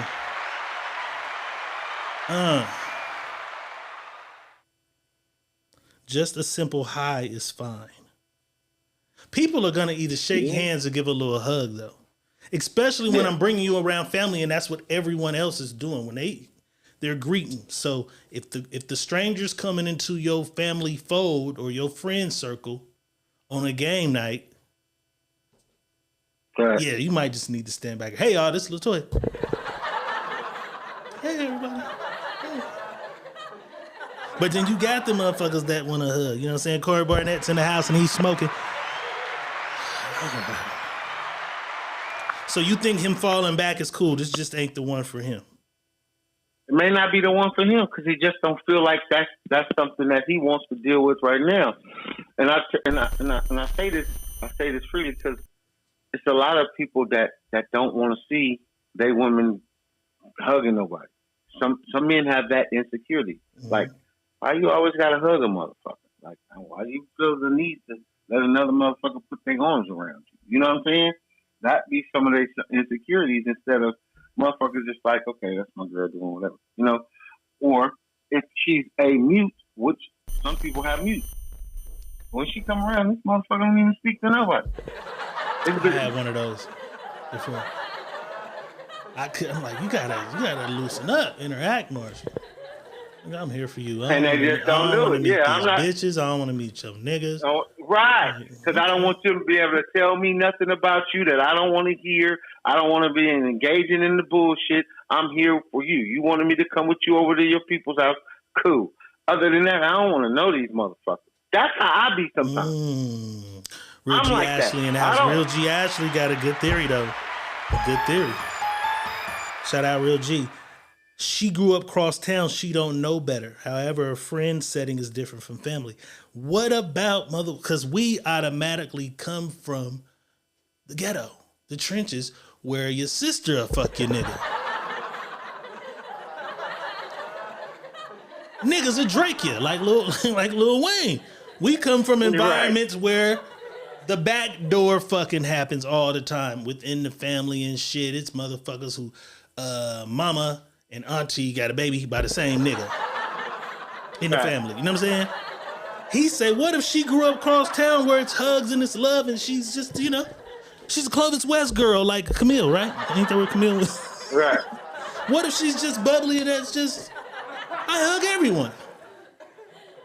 Because I didn't put her background or her voice or her personality into it.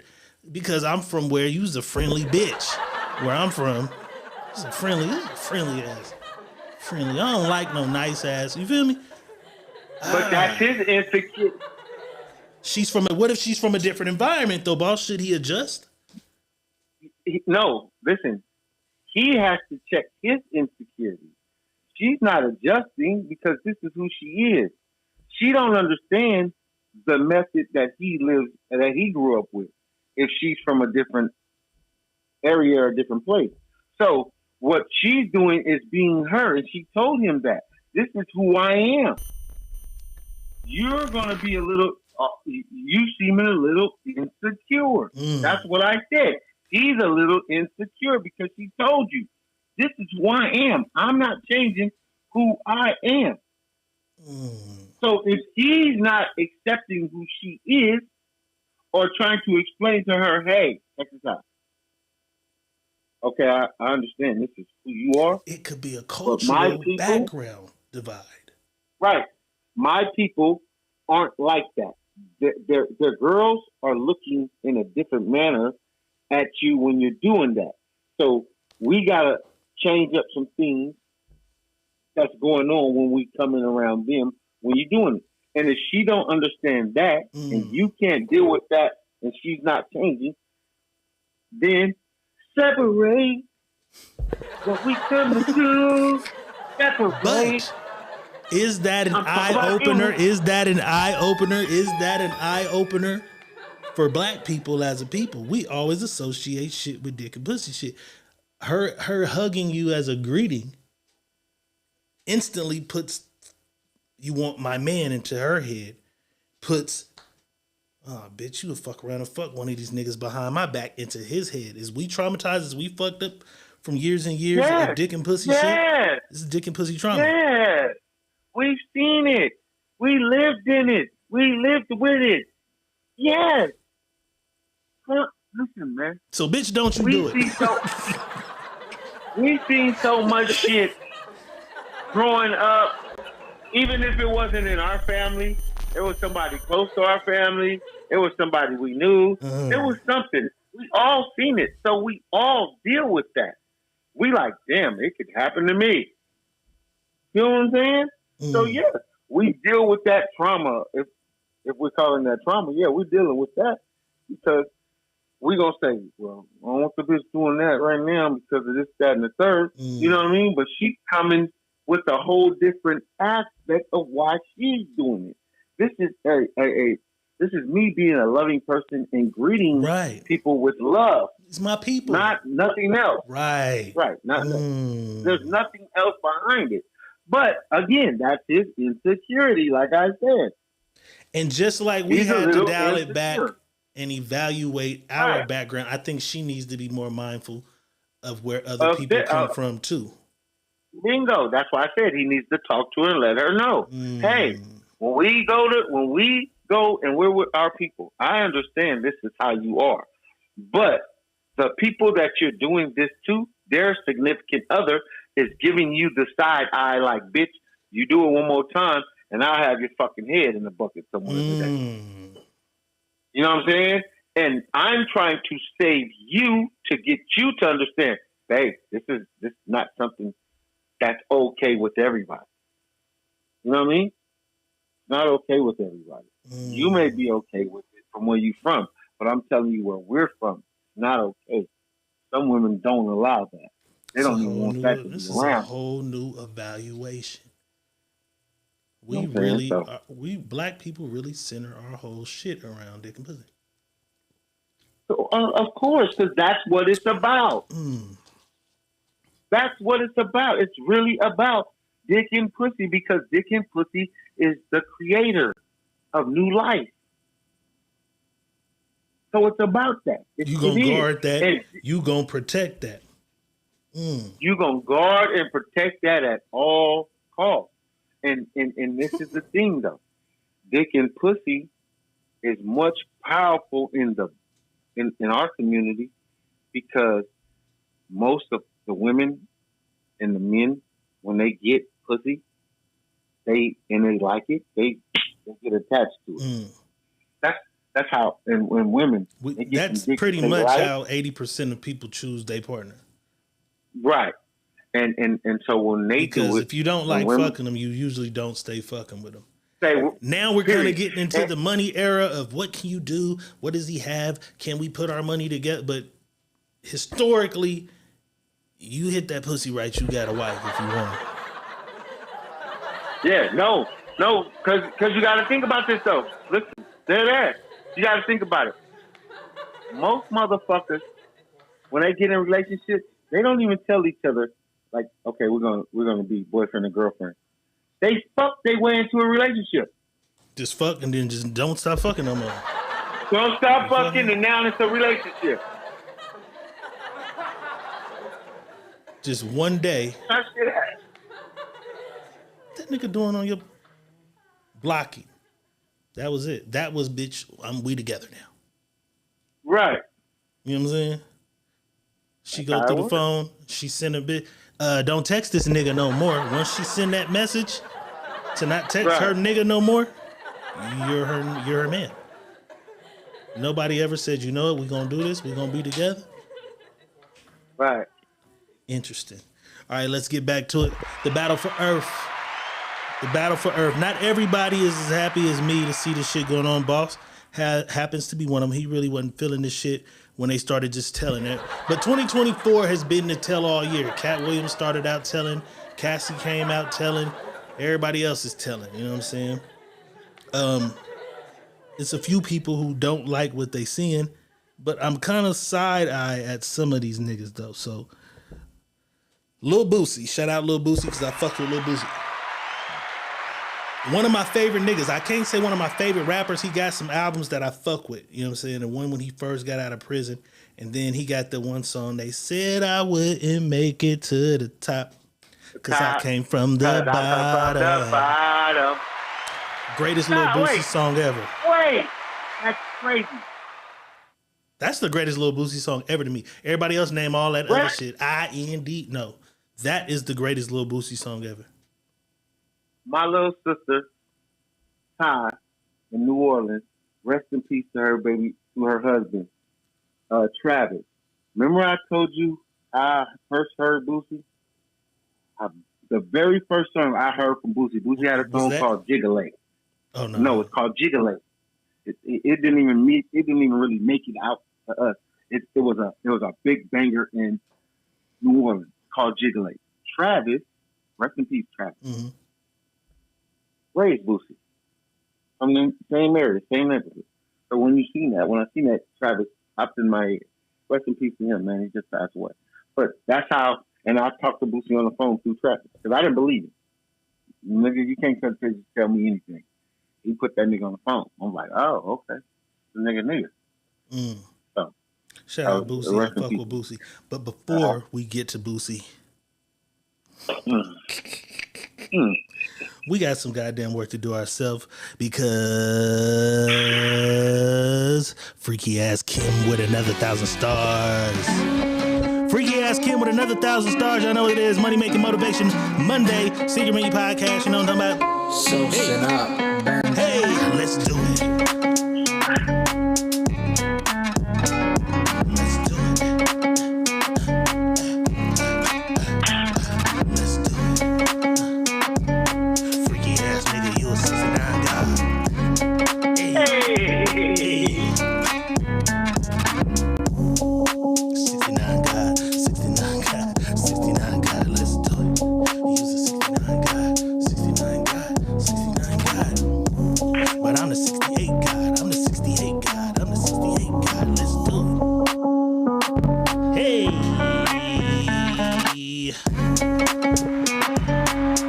Donations, Rooter Nation, we appreciate the love. Cash App at the bottom, stars at the bottom. Kimmy Kim, we love you. Kimmy Kim with another 1,000 stars. You know what I'm saying? Shout out to Minnesota Timberwolves beating Denver ass. Yes. Yes. Are they? Yeah, they up by 20 in the fourth quarter with 7 minutes to go. This is game 2. They lead the series by 1. What the fuck did you just say? They have what? It's 90-67 now. 23 points. I'm watching basketball too. I'm sorry. Shout out to the New York Knicks. I'm pulling for them too. Lakers is out. I got to pick everybody else's team. So now I just go for the niggas I want out. I want Denver out. Go Minnesota. I like the Knicks. Go Knicks. I think I'm rooting for the Knicks. What the fuck? Oh, that nigga just shot from half court. Okay. Back to it, though. As I was saying previously, Lil Boosie says he's never seen so many men excited to see men tearing each other down through music, which was kind of showing growth in Boosie because Boosie there was a nigga from where you from by the name of Nusi, and allegedly he dissed you in some songs and came up missing. I've been watching documentaries on that nigga right there. He was really one of them niggas. I thought he was just a troll. He was one of them niggas over there. The guy Nusi was really one of them niggas on there. If y'all really want to watch some interesting shit, type in Nusi Baton Rouge. That shit is crazy. He had some of the street shit going on. And it's revealed that Boosie really didn't have nothing to do with that. It was just so much shit in the street for that dude. He Drake. He was Drake. Drake fighting everybody. He was too. But let's see what Boosie had to say. Boosie said, I've never seen so many men excited to see men tearing each other down through music. Shaking my head. The men are more excited than the women. I came in the casino. Motherfuckers leave. Nigga, what is that? You shake. What's that? You clapping or your eyes? Eyes. He said, I came in the casino, motherfucker leave his girl and ask me, Boosie, who you think going down, Drake or Kendrick? Shaking my head like, that's what you thinking about with a baddie on your side? I've already fucked the bad bitch, bro. That's my bitch already. I want to know who won in the battle, man. She going home with me? She came with me? I fucked yesterday? I don't know. But yeah, that's enough. Boosie's upset. What I will say, my personal opinion once again, a lot of the rappers don't like to see what's going on because it's a lot of light on, oh damn, Walt, I see you, Walt. And Walt wants the white music with his shit, I got you. A lot of the rappers is taking the light off of their shit, you know what I'm saying? Mm-hmm. It's taking the light off of them and if I'm a rapper and I think I'm the best fucking rapper, I don't want y'all talking about these other two niggas all day. I already had Drake just killing us for 6 summers already. So I really don't give a fuck about nothing you say about Drake and shit. Now y'all telling me I'm thinking I'm next in line. If I'm the next motherfucker in line after this nigga, now y'all telling me it's this nigga who only drop an album every fucking blue moon? He's back and now he's just 17 million plays on one motherfucking day for freaky ass nigga. 69 guy. But does he have a valid point?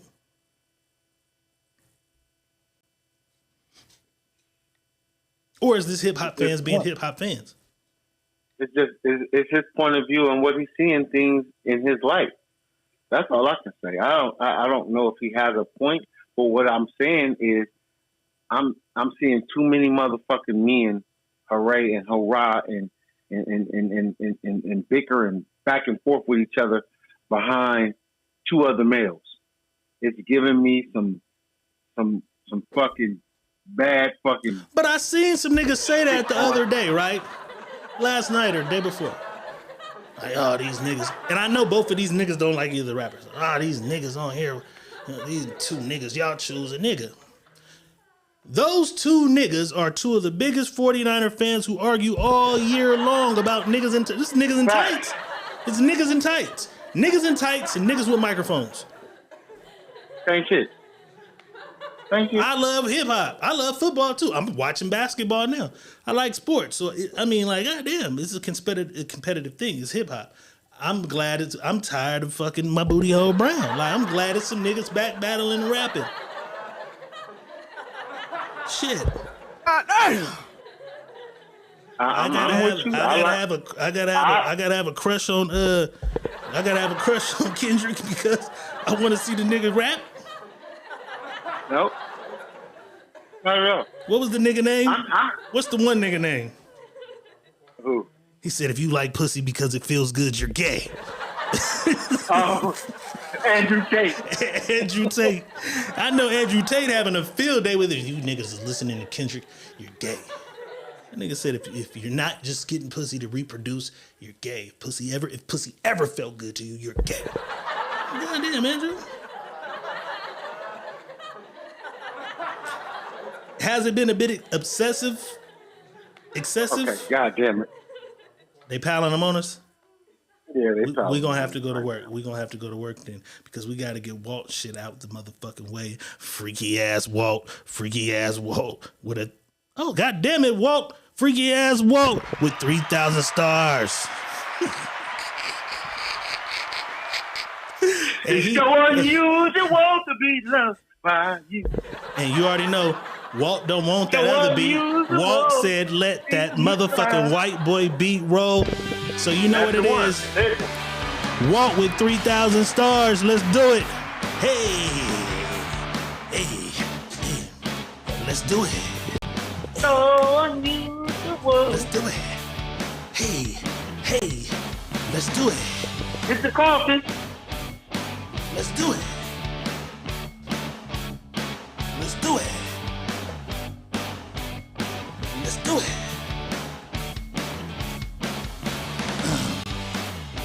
Go dude, go dude, go dude, go dude, go dude, go dude, go dude, go dude, go dude, go dude, go dude, go dude, go dude. Let's do it. Hey. Donations rule the nation. We appreciate the love. Cash App at the bottom, stars at the bottom. Walt with 3,000 stars. It's so unusual to be loved by you. So unusual to see me cry. Kimmy Kim said they not fucking with her though. Kimmy Kim said they ain't fucking with her though. Freaky ass Kim. With another 1,000 stars. Money Making Motivation Monday, Secret Meeting Podcast, Diego Red Money busting this motherfucker, you know what I'm talking about? Donations rule the nation, let's do it. Come on, hey.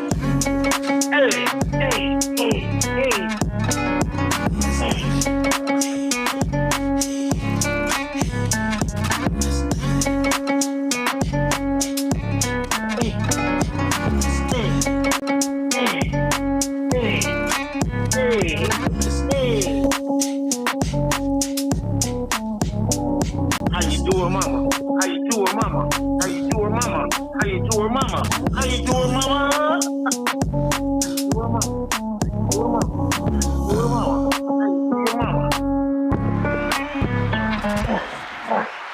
Let's do it. Donations rule the nation.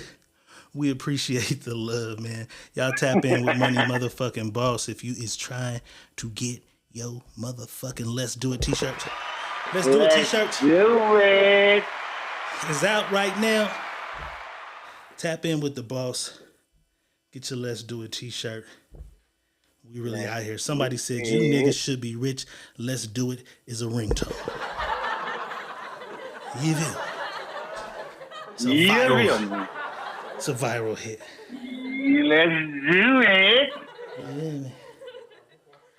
Okay. Goddamn. There's another guy, talented young rapper slash actor slash philanthropist Vince Staples from Long Beach. They also asked him, hey Vince, what do you think about Kendrick and Drake? And this was his answer. It's going up on social media. Don't trip, I got your back, bro. You don't want to know how I feel about that shit, bro. You really want to know how I feel about that shit? I want to know. I think, so I'm signed to Universal, right? Yeah. I've been signed to Universal since I was 17. I haven't got a back end. That means when you turn in an album, they give you payment. I haven't got a back end since 2017, 18. So I done been on the same record label for 13 years, so to say.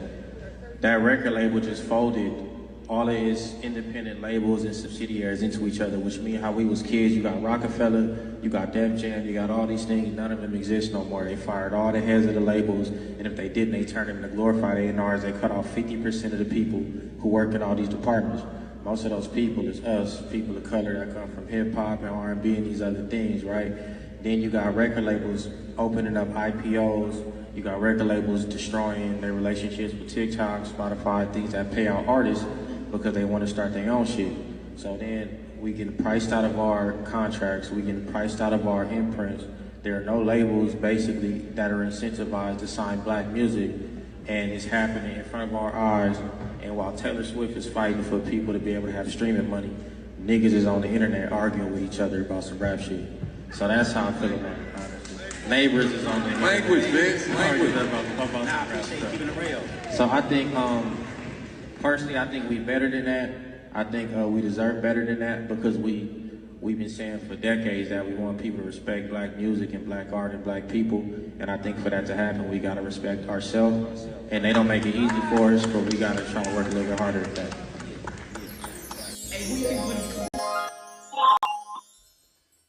Pretty much saying Miley Cyrus is doing more for motherfucking. Was it Miley Cyrus or who was the artist he said? Taylor Swift. Taylor Swift's fighting for stream money. Shout out Taylor Swift. Because I know I'm owed some back streaming. I'm just waiting on the day that back streaming hit.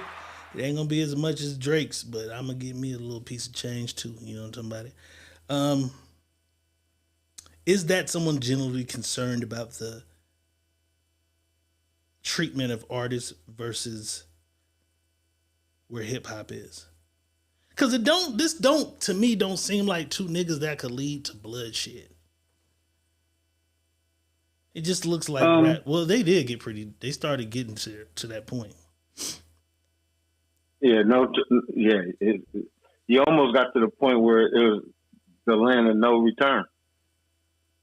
Can the land of the law. Can Drake go to LA this weekend? No, not right now. No, he might want to stay away from LA. No. He might want to stay away from that motherfucker right now. And Oakland, too.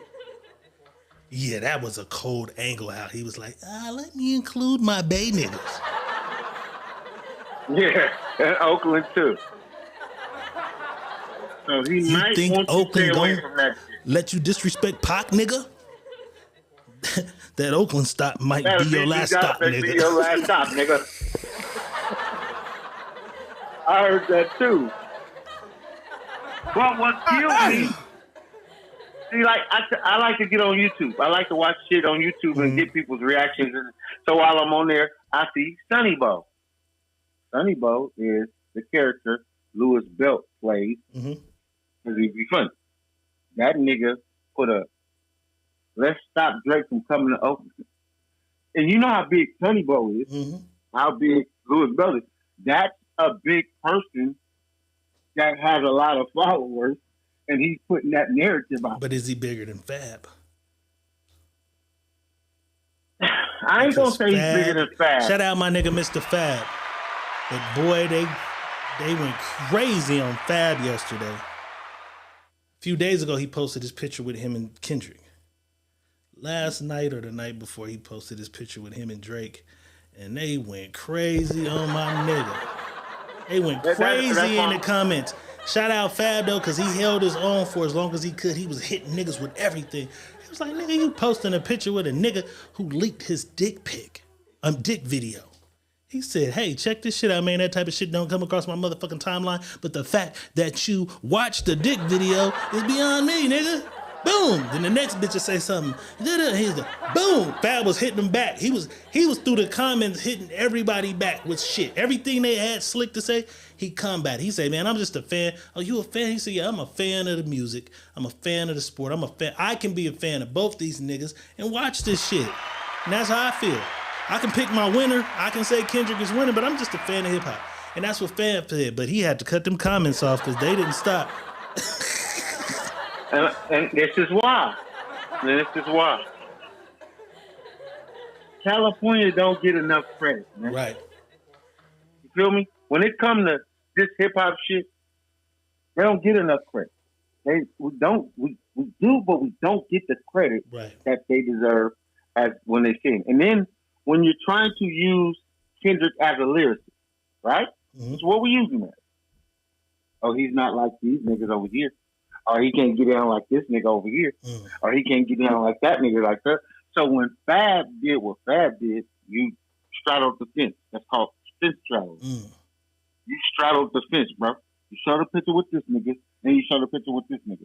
You should have left that shit alone, period.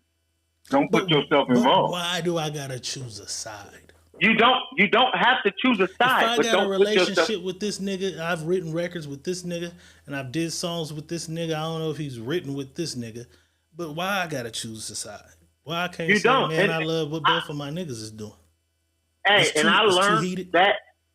Yeah, I learned, bro. That's me. Money Boss is a nigga that I don't pick sides. But when bullets start flying, you fuck with them, you duck with them. But is this bullets yet? Is this bullets yet? Listen, it damn near is. It feels like niggas is choosing a side. I'm not saying it's bullets right now, but niggas didn't pick the side, nigga. It's California versus everybody that don't fuck California. And it is. And all you podcasters, bloggers, magazines, and outlets hating on the West, fuck y'all. We see you niggas hating. Hey, we see it.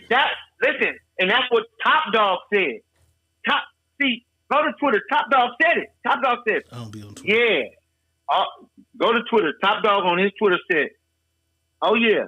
And don't think we don't see you niggas and what you niggas were saying and how you niggas felt about it. You know what I'm saying? So, the shit. It's going to get Gilly. Gilly, you might not want to go to LA this weekend either. The shit gets spicy. And I pray that it don't go there. But it's spicy because you niggas, we don't fuck with that shit. That shit ain't this, that shit ain't that. So when you do that, and then he put these niggas in the Bay in, like, okay, the Bay ain't gonna let you get there. And then you get a nigga like Louis Bill. You debunked it. You kind of debunked. No, when he came with you think the Bay gonna let you disrespect Pop, nigga? You disrespect Pop, nigga? That Oakland stop might be your last stop, nigga. He's kind of debunking that. Right. You taking away kind of from Kendrick, doubling down on the Bay. And that's what, and that's why I'm saying, wrong time, Pat. You should have been like, bitch, y'all do what y'all do. I ain't in that. Because you heard what he said. You heard, nigga. And you're damn near the next in line as the mayor. The mayor, nigga. You're next in line, bro. So what Kendrick said was a lie? That's basically what you just gave out. Like, Kendrick line. He's welcome. He's welcome. That's it won't be his last stop if I have anything to do with it. He's welcome. Right. But it's another nigga that's got a hand in a lot of shit there. And he's saying he can't come. Y'all, he can't come. We gonna stand on. Now what you gonna divide it in? Now how you divide this? There was another nigga on the internet. I honestly don't think he was trying to do this, but he did it, and it had me like, Nigga, what did you talk about? Royce the 5'9" is from Detroit. He says Kendrick out of nowhere with the Sada Baby flow. I said, hold up. The Sada Baby flow, nigga? Just made me turn the movie Law Abiding Citizen on. Like, okay, I get Sada rap crazy and yeah, but that wasn't that, man. That was that Draco the Ruler. That was that One Take Jake. That was the new LA sound you was hearing. That was some West Coast shit. That wasn't Sada Baby. Shout out Sada Baby though. Shout out Royce the 5'9". Cause I don't think he tried to do that. Notice how when I'm talking about Gilly, I don't shout out to Gilly. Fuck you. You hating. Boss gave Luke a shout out and appropriately because he's a pioneer. I was on some Dr. Dre shit. Luke, you need a big fat. Okay. But Royce, I give you credit because you might just not be, I believe, older than us. He just probably ain't tapped in with what new LA sound like, what Draco the Ruler sounded like, what these new niggas sound like. Niggas sound like. Because they don't pay attention it to sounds that. like, it sounds closest to Sada Baby to me. You know what I'm saying? That Atlanta breakdown at the end definitely wasn't Sada Baby though. That was some Kendrick. You know what I'm saying? Yeah, so that's what I'm saying. So when we do this, and I don't think it's going to go further, but when it comes to California, bro, we gonna stand on everything and hold everything because we don't get our just due in the music business. We don't. We get what you want to try to give, but when it comes to, oh, you can't do it that way because you're not from over here, and this, that, and the third, and this. It's a whole breakdown mess. You know what I'm saying? And the more you break down the mess, niggas now start picking sides. And so when it's two places you can go. But this is what's crazy. This is the craziest shit of all of it. Drake is from Canada. Why is niggas over here? What Top Dog said, we see how y'all really feel. Because Drake is from Canada. Top Dog said, we see how you niggas, bro, Top Dog pulled Top Dog out today. And a couple of days ago, he pulled Top Dog out. Like, nigga, oh, y'all think y'all gonna get them features? We see what it is. Oh, y'all think we gonna do them businesses? We see what it is. Oh, y'all think this is what, y'all think we gonna do these pull up LA shit? We see what it is. Not happening. It's not happening. Since we was talking basketball and I was cheating and watching the shit, there was another crazy ass bar where Kendrick says, how many ops you got? I'm about to pass on this body. I'm John Stockton. The internet got the internet quickly. I'm finna pass on his body. I'm John Stockton. Bro just said Drake is Karl Malone. We've mentioned this before, but this is crazy how the internet works. The internet says Kendrick references NBA star John Stockton, who holds the records for the most assists in NBA history. He was a great passer of the ball. Stockton famously played much of his career with Karl Malone, who is notoriously known for impregnating a 13-year-old as an adult. 13-year-old girl as an adult. Why does Karl Malone live next door to goddamn Drake? What the fuck? They went back and found an old photo where this nigga said, my neighbor came to watch the game. His neighbor is Karl Malone. Karl fucking Malone is Drake's neighbor. That's the internet. Shout out to you niggas, because you niggas is good. That's insane. Pulling out the woodwork, man.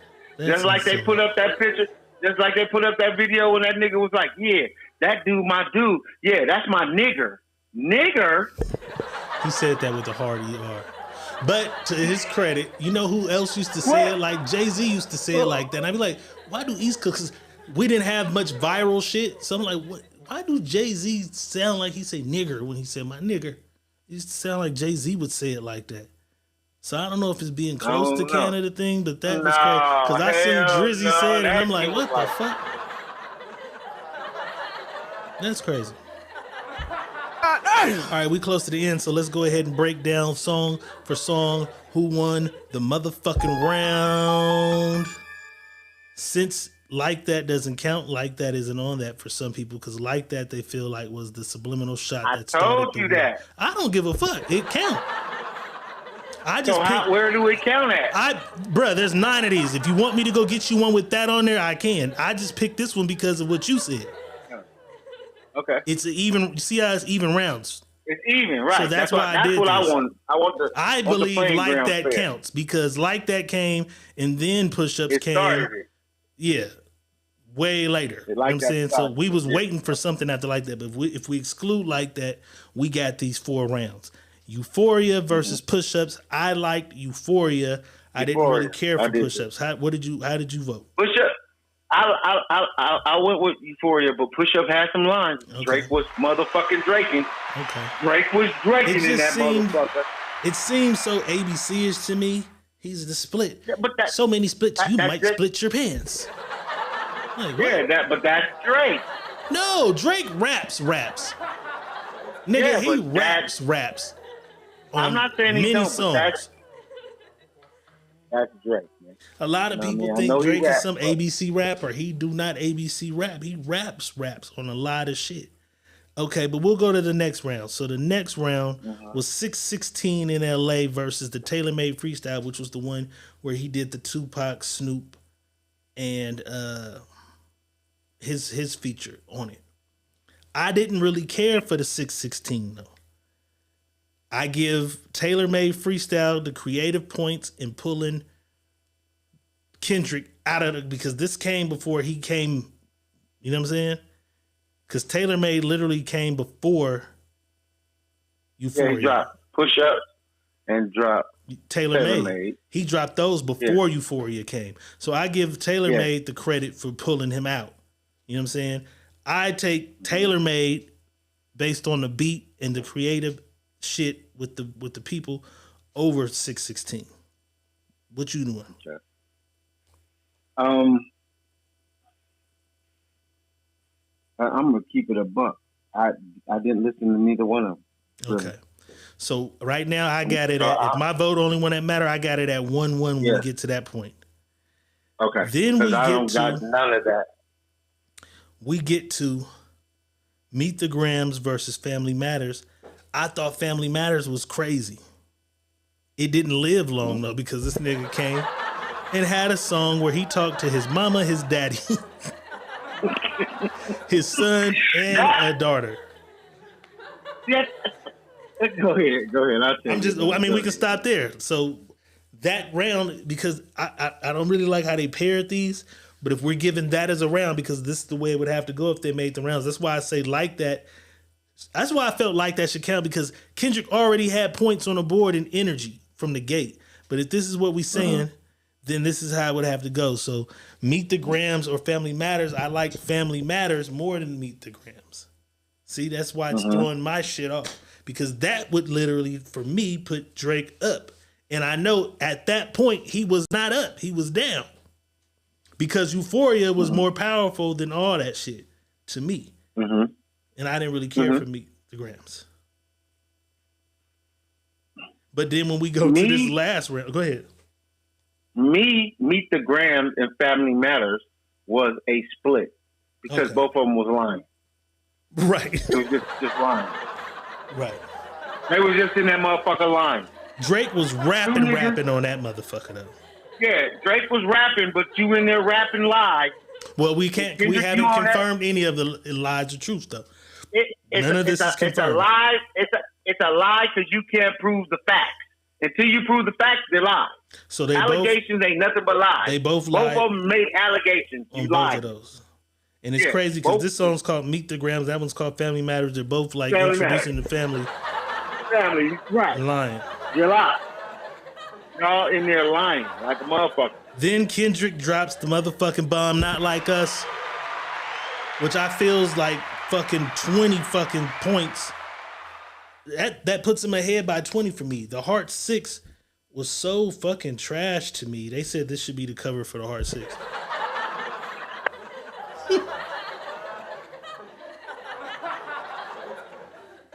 And again, if I touched some little girls, I would be in jail. Like, nigga, you know how many motherfuckers get away for years? Like, that's your line? If I touch some girls, I would be in jail. Like, what the fuck are you doing?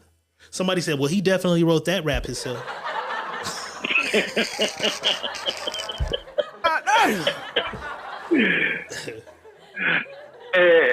That is crazy. And for me, because like I said, I heard Not Like Us this morning.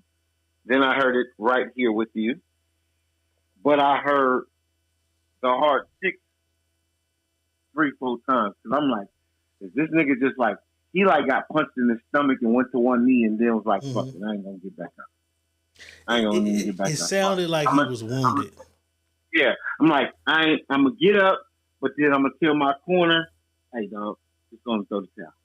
Yeah, he sounded wounded. And he tried to make it sound cool at the end. Yeah, you know. Right. It was cool, y'all. It was cool. It was cool dusting my pen off.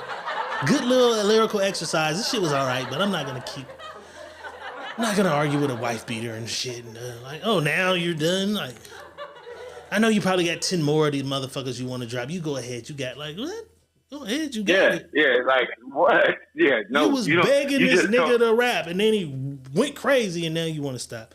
It's fucking crazy. Yeah, and that's what I'm saying, too. When you tell a nigga you got it, that means he got the upper hand on you. Yeah. That's what the New York nigga, that's a New York slang. You got it. When a nigga up is saying, you got it. You got it. You got it. So, if you got it, you just bowed out. You just told the nigga, I ain't got no smoke right now. You got that. Rick Ross had some advice for Drake after the Heart 6. This is what he had to say. I want to make this clear. White boy, they said you said if you was fucking young girls, you promised you would have been arrested. Whoever wrote that for you should have put more thought into that. White boy, it's your writers. Whatever message you translated to them, that wasn't the way they were supposed to do that. And as a writer, when it come to pedophilia, you gotta remove yourself from that. White boy, that wasn't the line right there. I just want to make this.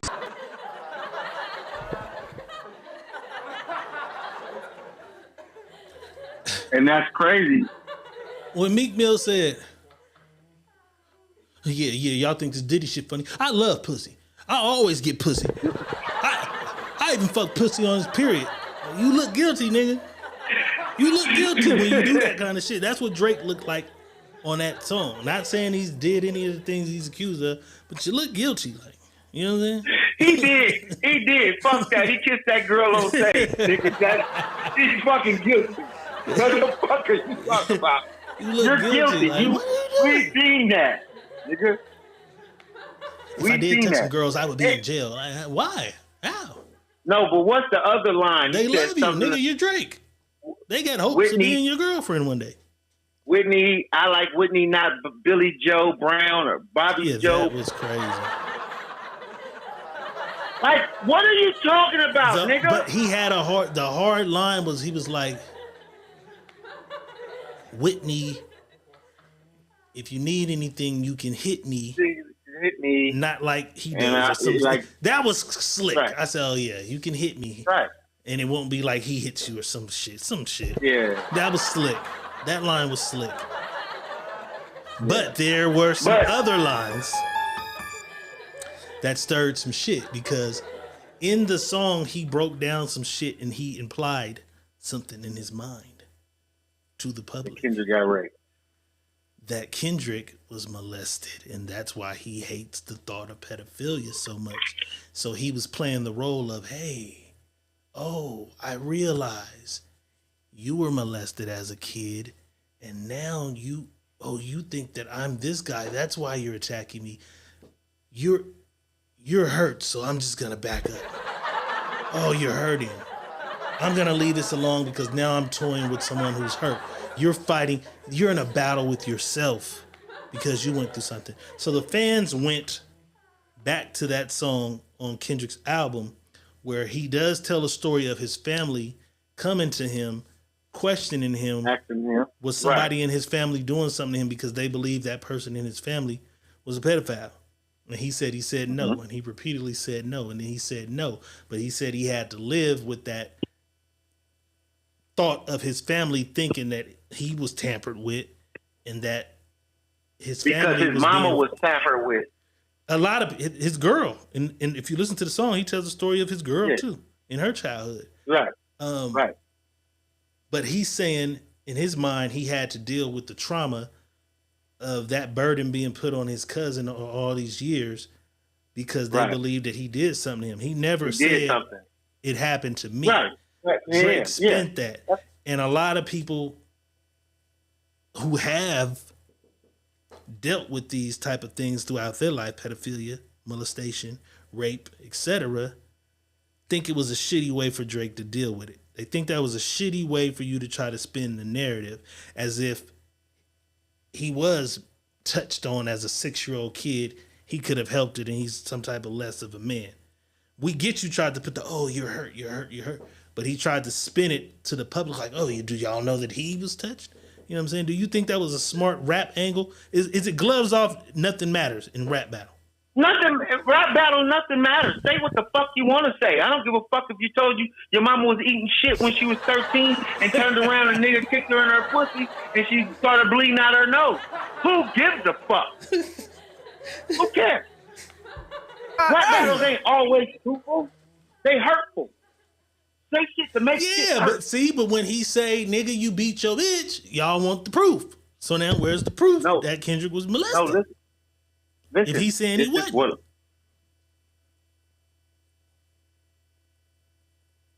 This is what I'm saying. I'm saying in a rap battle, the gloves are always off. Take the gloves off, say what you want, do what you want to do. You know what I'm saying? However you feel like doing. But we can't complain about it. Like, I don't care what nobody says. If both of y'all niggas was lying, you didn't spin this narrative a lie. You didn't sent out this motherfucking narrative like you had a child, that you know you didn't have a child, to send it over here, and he rapped about it. He lied. You know what I'm saying? You motherfuckers just on there lying. Lying your asses up. A lot of people felt that was a shitty ass way for him to go about it. Another line before we get up out of here. That I laughed my ass off, though, I can't lie. He said, laughing like you're trying to free the slaves. I laughed my ass off because we know Kendrick has an album called To Pimp a Butterfly. That was like, it was like a Negro spiritual album. He was rapping like he was trying to free. He was on the plantation in the video and shit. So that line was funny as fuck to me. But Kendrick flipped it and said, years ago, we was in some chains. This nigga doubled down, still calling us some slaves. Like, that wasn't a good angle for you either, nigga. Wasn't a good angle for you, bro. I don't think Drake is going to release any more diss records. I think he's done. I think he's finished with this. I think he's gonna wait. I think he's gonna get with DJ Khaled on Khaled's next shit and just come out with a summertime banger that'll make all the women forget. All the women they gonna forget. The niggas gonna be like, yeah, we heard that shit. We remember that shit, nigga. But if you at the club, what you gonna do? Not let her butt that ass on you? Not let her put that ass on you? I don't fuck with this nigga. I don't fuck with this nigga. I think that's what he's gonna do. Camille says he's bored now. He's not bored. He's injured and scared. He's not bored. If he was winning, he'd be pounding. This nigga, when he got into it with Meek Mill, kept coming. Now you saying, oh, you probably got 10 more of these. You invented the back-to-back, nigga. You invented that.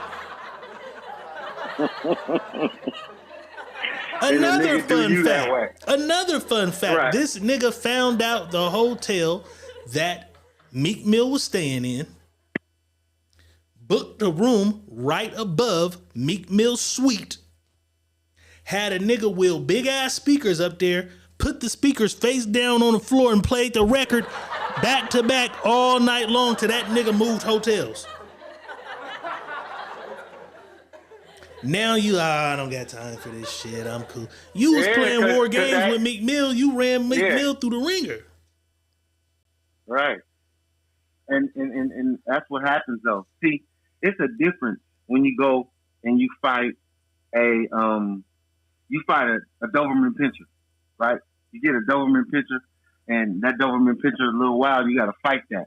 It's different when you got to go in there and fight a lion. Right. It's just not easy to go skin a lion. Doberman Pinscher, you kick him in his balls, it's over. That motherfucker gonna fall.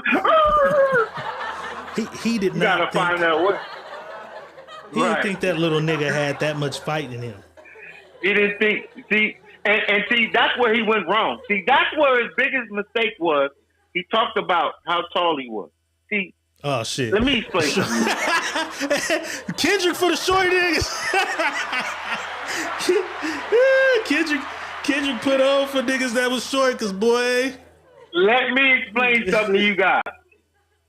Dynamite come in small packages and make the loudest bang. This nigga went after Dynamite and didn't know that his motherfucking tall ass building was gonna get shambled fucking with Dynamite once it gets exploded. Right. You kept saying, little 7-size shoot, little midget. She taller than him. Okay, nigga, when I chop you down to my size, now what you gonna have to do? You got to figure this shit out. And what you do, gracefully bow the fuck out. I don't want to do this shit no more. It's been fun, y'all.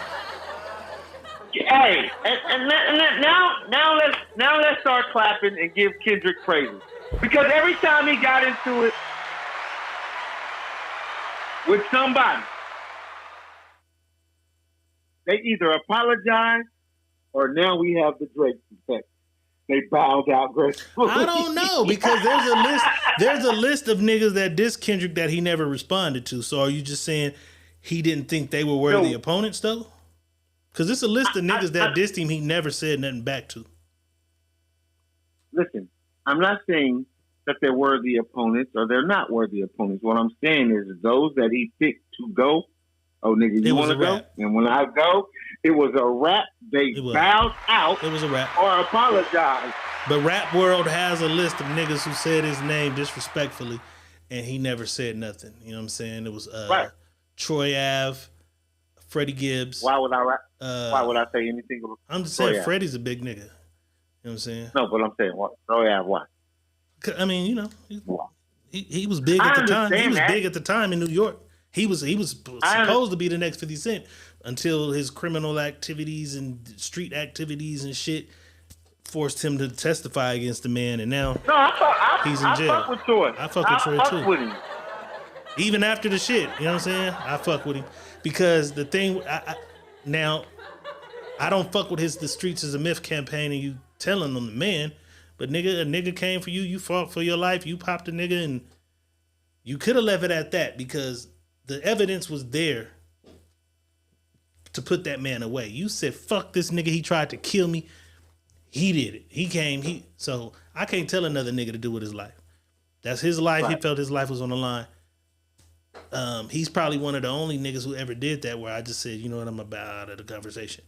But he definitely came after Kendrick when Kendrick said what he said about the King of New York, a Muslim on pork. I'm sick. I'm the King of New York. I'm a Muslim on pork. Oh my God, he ate them niggas on that. They should have knew then he had that in him. Like, he don't do it a lot. Oh, this nigga just did a whole album about his family. His gay auntie who taught him how to, because he tells a story. He learned how to rap from his stud auntie. She was a rapper. She taught him how to rap. That's where he picked up rapping. So niggas was like, what the fuck is that? I didn't fuck with that album. I ain't gonna lie. Like, what is this album? He had a couple knocks, the one with little Kodak Black and a couple other jams on there. But But some of that shit was just it was just jazz and deep, and I didn't need the therapy. It might just be the period of time when it released. You know what I'm saying? It was like shortly during COVID or after COVID. Niggas was having money. Niggas didn't want to sit and listen to this shit. Put other shit on. But he back now with freaky ass nigga. You 69 God. We outside with it. And he's schooling niggas. I think my advice for him is he has to pick beats when he's on like that. The response is overwhelming. Not like us. The response is overwhelming. Nigga, you got to come back home and get on these West Coast beats, Kendrick. One album. Give us one at home and then go back into poetry, jazz mode and shit. You know what I'm saying? Give us one that Boss said. Boss said, I ain't heard Boss say that about Nan Kendrick's song. Boss said, shit, I wasn't listening. I'm thinking about, I'm finna come through with that one. You know what I'm saying? I'm slapping that in the drop. Boss I'm heard dropping all the top, blowing that one up. He heard all the other lyrics, pedophile, all that Yeah. shit later. He was like, this dun, dun, dun, dun, hey, Yeah, that's all I heard. I didn't hear the lyrics didn't even make no sense at the time at 8 o'clock, at 9 o'clock this morning. The lyrics had no. It was all the beat. I didn't give a fuck about the lyric at all. That beat, and I heard mustard on a beat. I just, mustard. That's what we need. Damn it, Please, Kendrick Lamar, please give us do a whole album 11. It could be Metro. He give us another like that. Just that vein. Oh, Metro got a cold ass BBL Drake. Oh, you want to hear it? Crazy. I got it. Play that. That shit crazy. I got it. I was gonna let that shit slide, but fuck it. Here we go. You know what I'm saying? Metro Boomin uploads a Drake diss beat called BBL Drizzy at 150 BPMs. Whoever sends in the best verse gets a free Metro Boomin beat. He put niggas on. Let's take a listen, man.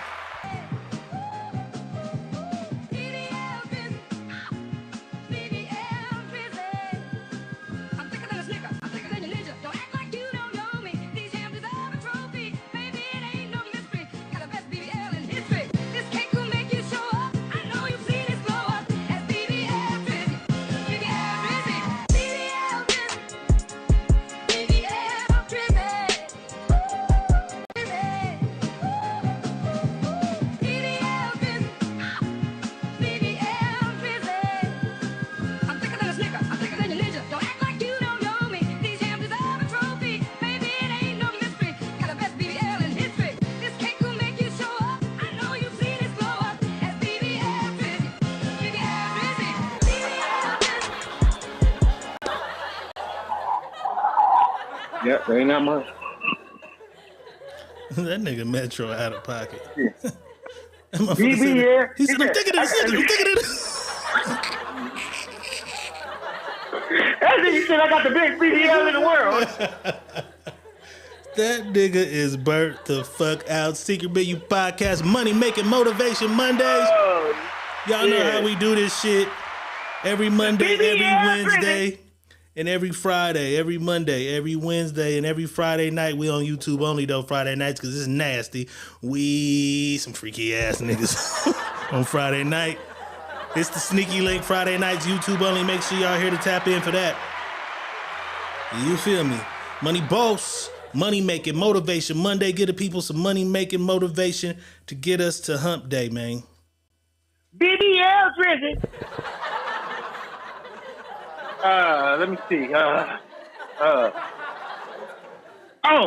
it. Since we on this topic.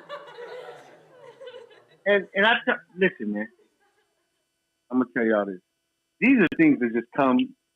I don't write this shit down. This shit is just gotta. Okay. BBL Drizzy. They still there. I need you to go bring yourself back. I'm gonna go out. Yeah, I know. You gotta bring yourself back. All you had to do was click the button. I turned it back on. Oh, I think you should just pop back up. No, I got it. I went back out to come back in. You just gotta fix it. I gotta send it. Oh, there you go. There you go. No, I gotta fix everything. Yeah. We was on this motherfucker too long. Mm-hmm.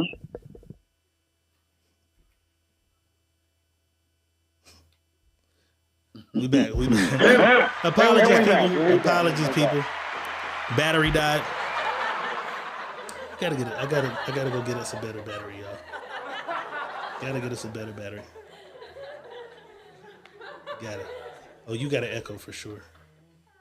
Got to fix that. All right, there you go.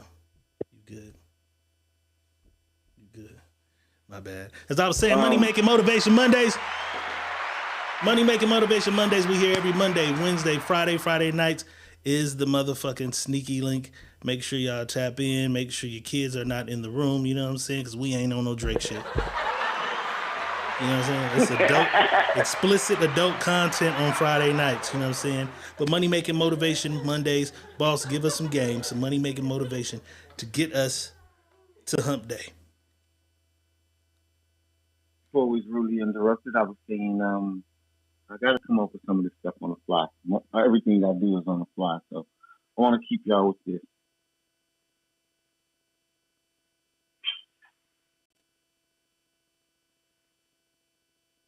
Don't be the person that tells the lie. Don't be the person to accept the lie. Be the person to dissect the lie. People are out here telling stories that don't even make sense, but people are out here enjoying and buying these stories that people are fucking selling. Everything that's being sold don't mean it's supposed to be bought.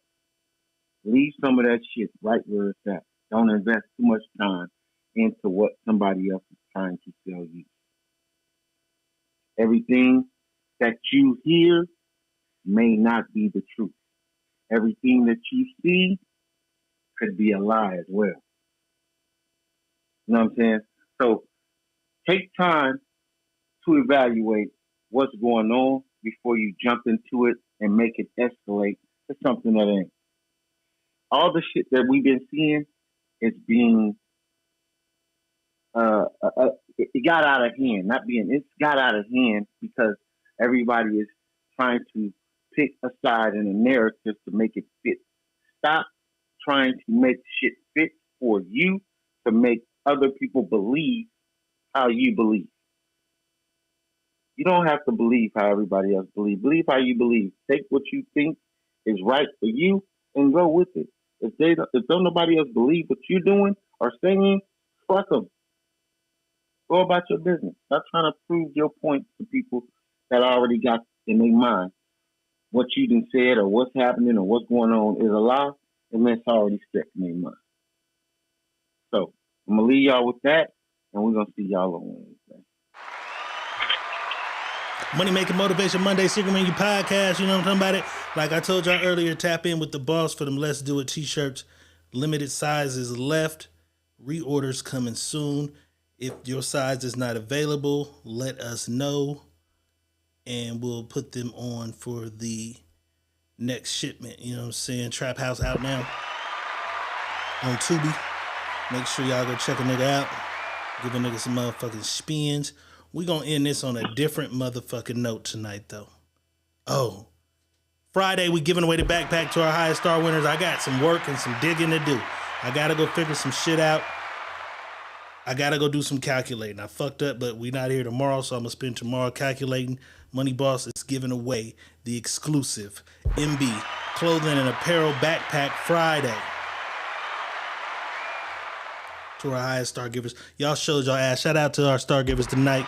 Donations rule the nation. We appreciate the motherfucking love. We gonna end this on another note tonight, differently. Tonight we going out with freaky ass nigga. Use a 69 guy. Shout out to Kendrick Lamar. I don't give a fuck what nobody say. He is the winner.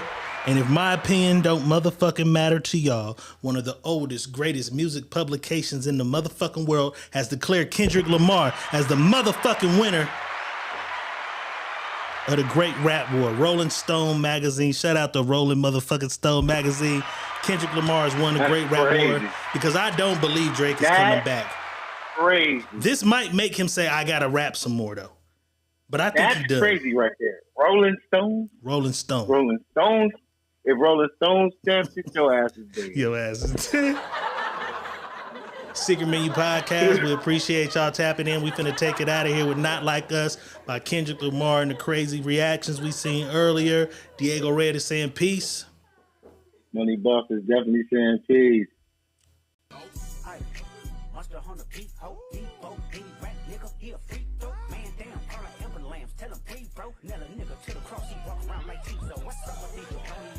Trying to see Compton. The industry can hate me. Fuck them all and they mama. How many options really got? I mean, it's too many options. I'm finna pass on this body. I'm John Stockton. Beat your ass and hide the Bible if God watching. Sometimes you gotta pop out and show niggas. Certified boogeyman, I'm the one that up to score with him. Walk him down whole time, I know he got some hoe in him. Pole on him, extort shit, bully the flow on him. Say Drake, I hear you like I'm young. You better not ever go to cell block 1. To any bitch that talk to him and they in love, just make sure you hide your little sister from him. They tell me Chubb's the only one that get your hand-me-downs and party at the party playing with his nose now. And Baca got a weird case, why is he around? Certified lover boys, certified pedophiles. Wop, wop, wop, wop, wop. That fuck him up. Wop, wop, wop, wop, wop. I'ma do my stuff. Why you trolling like a bitch? Ain't you tired? Trying to strike a chord and it's probably A minor.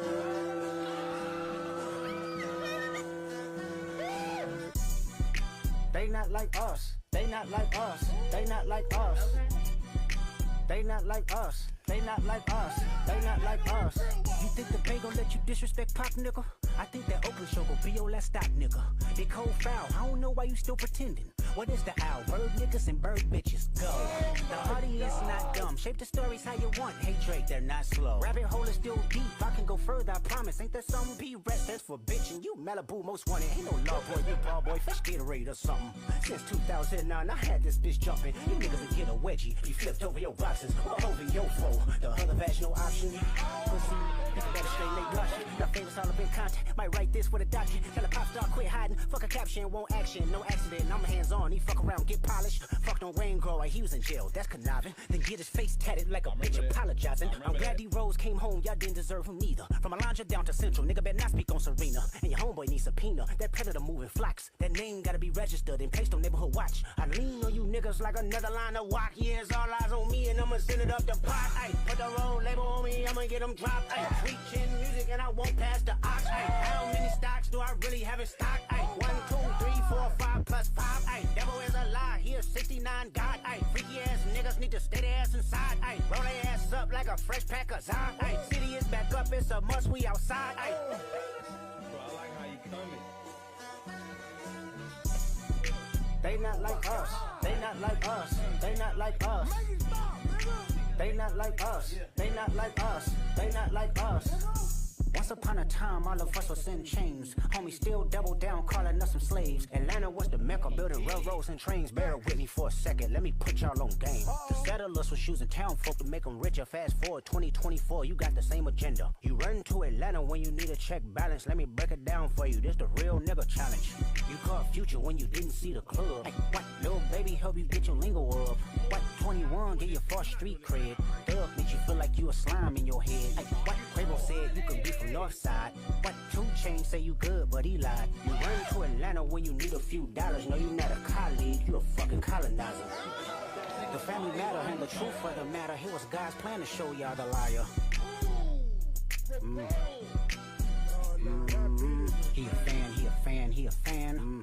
He a fan, he a fan, he a freaky ass nigga, he a 69 God. Freaky ass nigga, he a 69 God. Hey, hey, hey, hey, run for your life. Hey, hey, hey, hey, run for your life. Freaky ass nigga, he a 69 God. Freaky ass nigga, he a 69 God. Hey, hey, hey, hey, run for your life. Hey, hey, hey, hey, run for your life. Let me hear you say OV ho. Say OV ho. Then step this way.